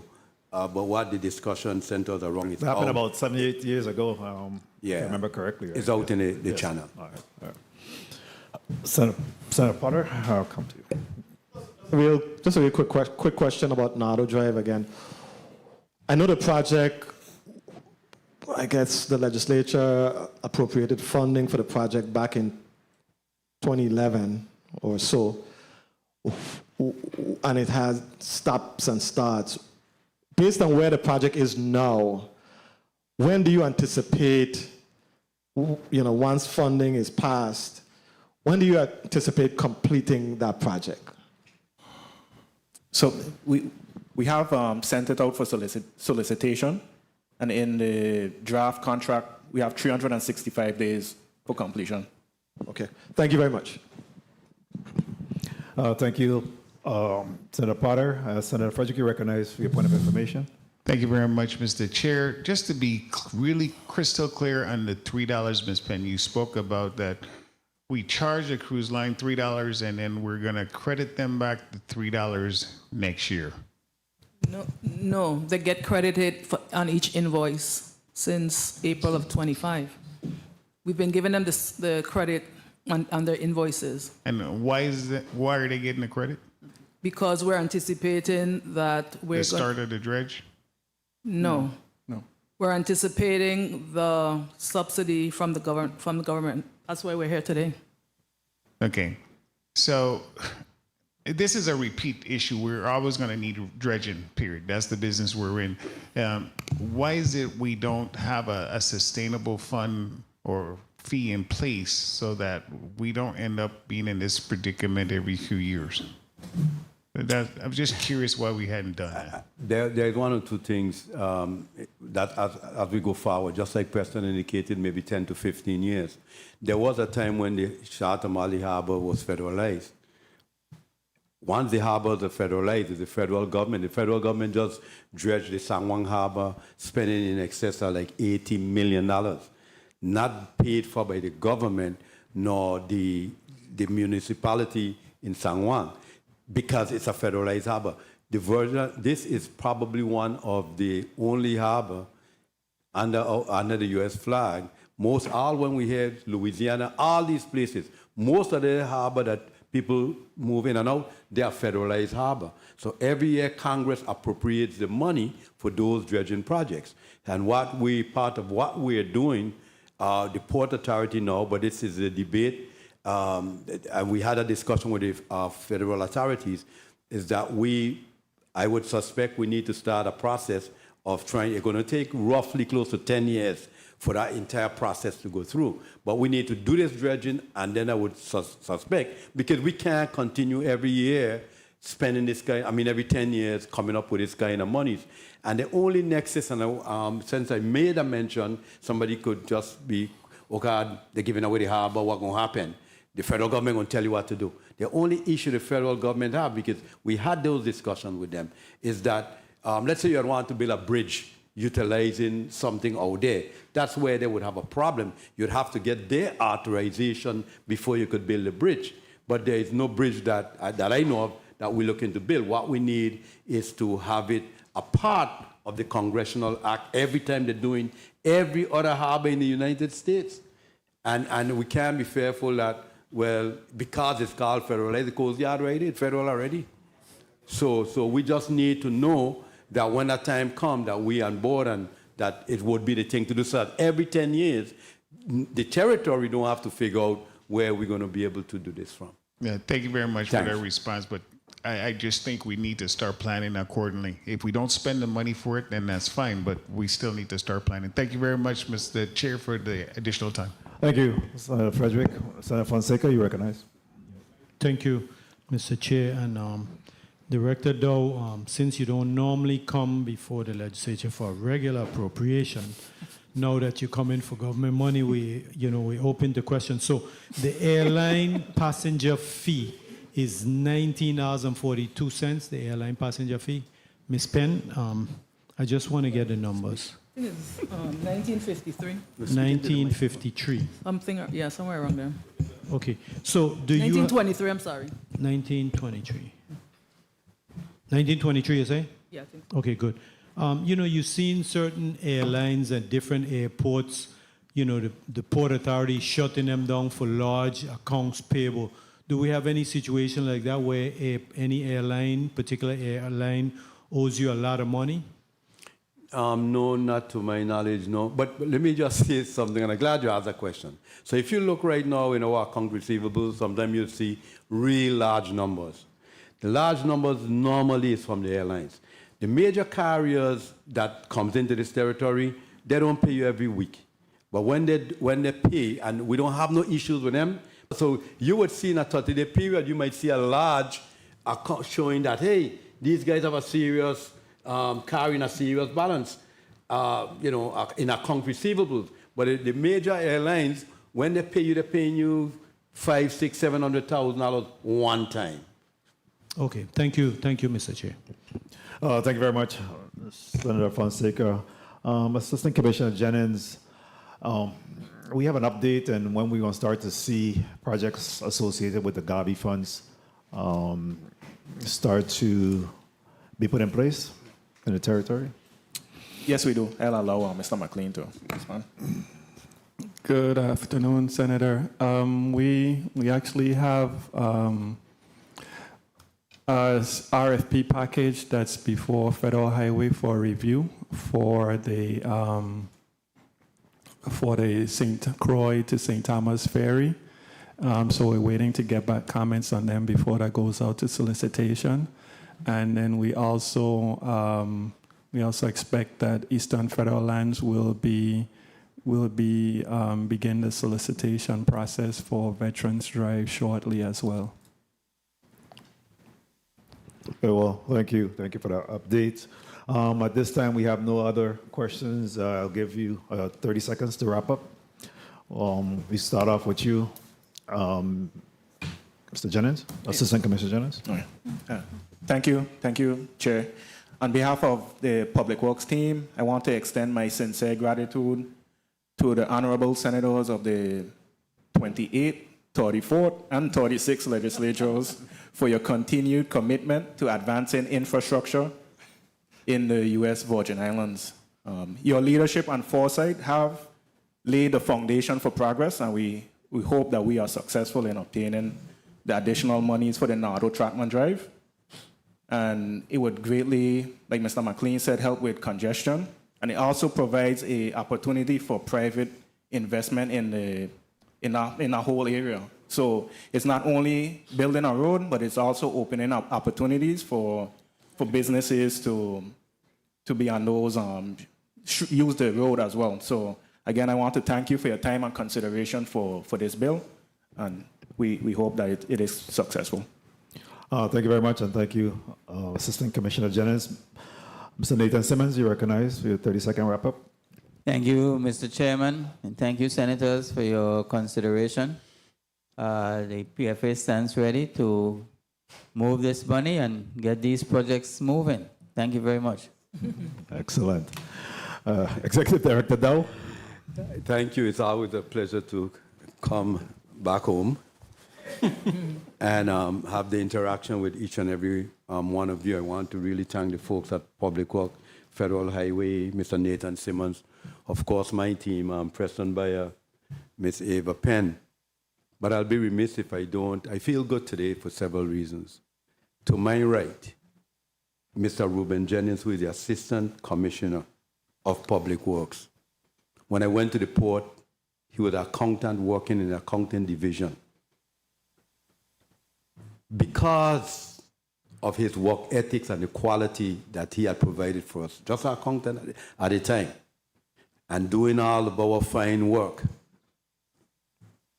Senator Milton Potter was our HR director at the time. And Milton Potter came one day and says, he is the one who crunching numbers for me. I only sit down looking bright. But it's Reuben Jennings is the one who is behind all these figures and putting together the pay raises and all of that. Brilliant young man. And he asked if Mr. Jennings could go and work with him. And Mr. Jennings says, yes, I'll take on a challenge working in HR. I said to him then, these things make you well-rounded for whatever opportunities come next. And when that happened, so it gives me pleasure today to see that Mr. Reuben Jennings today and could sit in any top government seat of this government. And that's a good feeling. And that's what we should be promoting. And that's part of what we do with these young engineers. We continue to bring back to this territory. And I cannot, Ava, you don't know. and not to be remiss, I'm serious, not to be remiss, that young lady sitting right in front of you guys in post audit. Met her right out of college. And when we were at the finance at the time, Ms. Penn was post auditor. And we brought, or whoever was post auditor then, but we brought Nikia here, Ms. Fleming. And for me, that's when I see the growth in these young people. And we give them the proper guidance and opportunity. This is what this territory really should continue to be about. I'll just wrap up on this last note. Tracy saying, what about me? but I'll wrap up on this note. When you tell the value of any legislation, and all of you are going to have the opportunity someday, and it's not about Carlton Dow, but when I saw what was happening out in that area, knowing that we're going to need to bust up that traffic somehow, with my colleagues, not Carlton Dow alone, I was able to go to my colleagues and say, this makes sense. But except that I learned way back then, Mr. Hartman, them tell you plain out, we ain't selling no property, we ain't giving the government no property, we ain't doing it at all. People had approached them before. But for some reason, that gentleman named Mr. Sammy Hartman, I approached him and took two of my colleagues with me. And I had a discussion with Mr. Hartman and tell him the benefit of this for the public and the community. He said, I don't know what it is, but young fellow, this is like all in my first term. Young fellow, I'm going to work with you. And it was the Hartman family that I sat with and decided that they'll go forward and we'll be able to do this. I didn't come here for that today. It's on the agenda. But the good thing is that when you could see, and sometimes as leaders, you have to make decisions. Sometimes even the people might have quarrel with or don't see it at that time. But history have a way to prove that the decision you make back then was in fact the right one. So I'm comfortable today and glad to see that this project is in fact moving forward. From the top of Rappoon Hill on any given day, you can't even pass. Emergency services can't get through. So being able to split the traffic in a couple other directions would be a benefit. Small businesses are going to go in that area, whether it's daycare, whatever, laundromat, food, restaurant, they're going to follow that road. And people would have another opportunity of economic growth. So I really appreciate the time and all those 360 some odd people that works for the Port Authority. Thank each and every one of you. Did you also say thank you to the administration for proposing the legislation? I see my phone going off and me realize it's Governor Albert Brian had texted me, say, what about me? But anyhow, Governor Brian, I thank you so much. I just could hear you now scratching your head. You remind me of Governor Turnbull sometimes.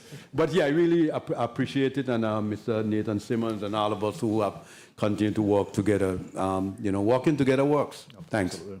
Thank you very much again. Politics is the art of communication. And compromise. Compromise and collaboration. So certainly. And James Lewis is who taught me that, right? The 16th senator. 16th senator. So, it's important that we live in that level of succession. Again, give people an opportunity to move up the ladder. Of course, Ms. Nakia Fleming is our assistant post auditor, and she carried the weight. Teresa is our chief reporter. You know what I mean? So people are really climbing the ladder, and we're making way for them to take over. So we look forward to that. But I want to thank you for coming before us today. The committee will actually take a recess, have a little bit of a discussion on this measure, and then come back and vote on all of the measures before us today. The Committee of Budget, Appropriations, and Finance stands in recess for 3 minutes.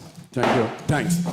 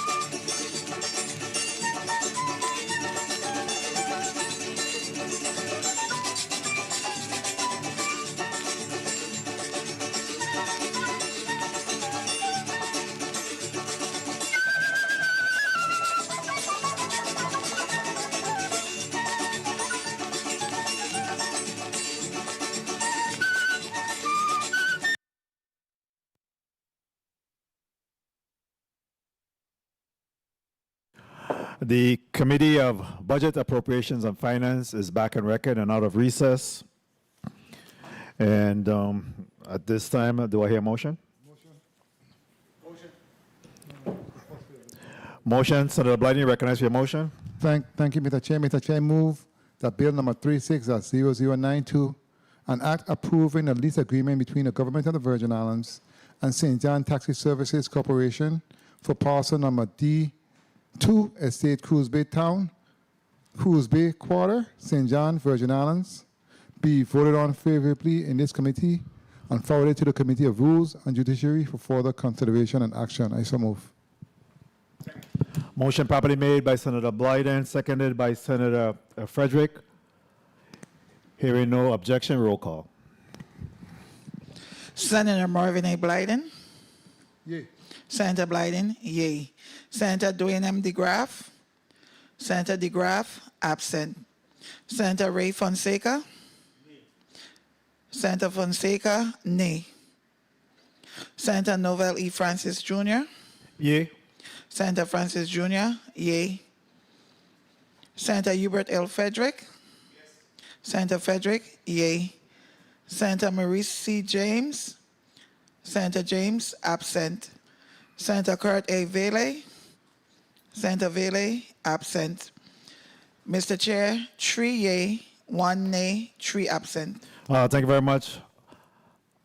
Madam Clerk, Bill number 36-0012, an act approving the lease agreement between the government of the Virgin Islands and the St. John Taxi Service Corporation for parcel number D-2 Estate, Cruise Bay Town, Cruise Bay Quarter, St. John, Virgin Islands, has been approved by the Committee of Budget, Appropriations, and Finance and will be sent forward to the Rules and Judiciary Committee for further consideration and action. Motion. Senator Fonseca, recognized for your motion.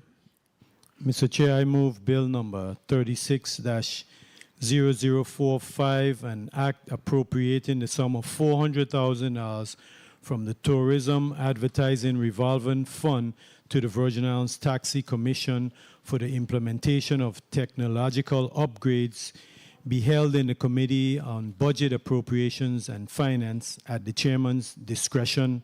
I so move. Motion properly made by Senator Fonseca, seconded by Senator Blyden. Hearing no objection, so ordered. Bill number 36-0045, an act appropriating a sum of $400,000 from the Tourism Advertising Revolving Fund to the Virgin Islands Taxi Cab Commission for the implementation of technological upgrades have been held in the committee at the call of the chair. Do I hear a motion or amendment? Mr. Chair, I move that amend that bill number 36-0196, section 1, subsection B is amended by striking completion of the Leonardo Trotman Drive expansion project and insert paving of Estate Barron Spot North be amended. I so move. Second.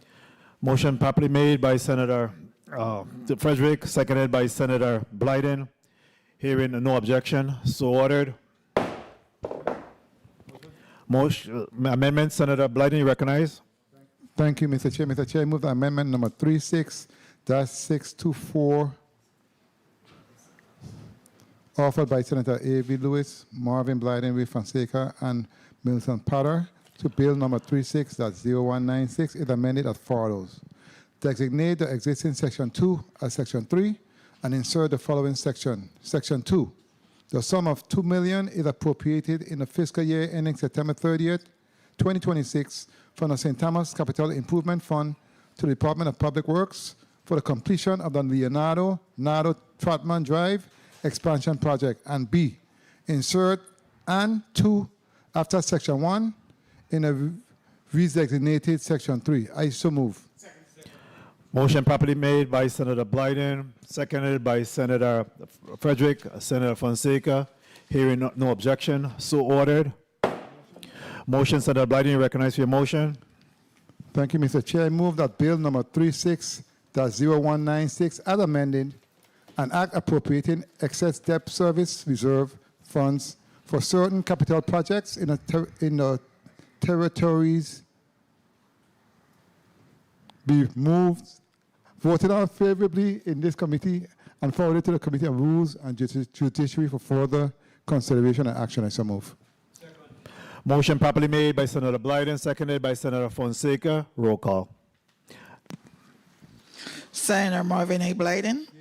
Senator Blyden, yea. Senator Dwayne M. DeGraff. Senator DeGraff, absent. Senator Ray Fonseca. Senator Fonseca, yea. Senator Novel E. Francis Jr. Yea. Senator Francis Jr., yea. Senator Hubert L. Frederick. Yes. Senator Frederick, yea. Senator Maurice C. James. Senator James, absent. Senator Kurt A. Vele. Senator Vele, absent. Mr. Chair, 4 yea, 3 absent. Thank you very much, Madam Clerk. Bill number 36-0196, an act appropriating excess debt service reserve funds for certain capital projects in the territory, as amended, has been approved by the Committee of Budget, Appropriations, and Finance, and will be sent forward to the Rules and Judiciary Committee for further consideration and vetting. That wraps up our agenda for today. Again, I want to thank my colleagues. Point of information, Senator Avery Lewis, you recognize your point of information. Thank you. Mr. Chair, I really think it's more of a point of personal privilege. I'd just like to publicly thank you, Mr. Chair, as well, for hours of being a breath of fresh air for this, chairing this committee meeting. Job well done. I'd just like to publicly thank you that. And, I'd just like to thank my colleagues. Last week I was ill and everybody really checked on me and, I really appreciated that. Goes to know that I'm working with a set of people that really care. And I really wanted to just publicly thank all my colleagues for that. And then, Mr. Chair, I'd just like to say today, I'd just like to see how, as Democrats, as a body, we work today, and it wasn't a fuss and fight. It's all about the Virgin Islands. Something need to be done in St. Croix, we work on it. Something need to be done in St. Thomas, it wasn't a fuss and fight. Behind the scenes, we all worked together and harmoniously we did that. But I just had to publicly thank each and every one of you as well during my time of ailment and, going through my bereavement. Now I lost my stepmom. Thank you all again for your condolences. I really mean it from the bottom of my heart. Thank you, Mr.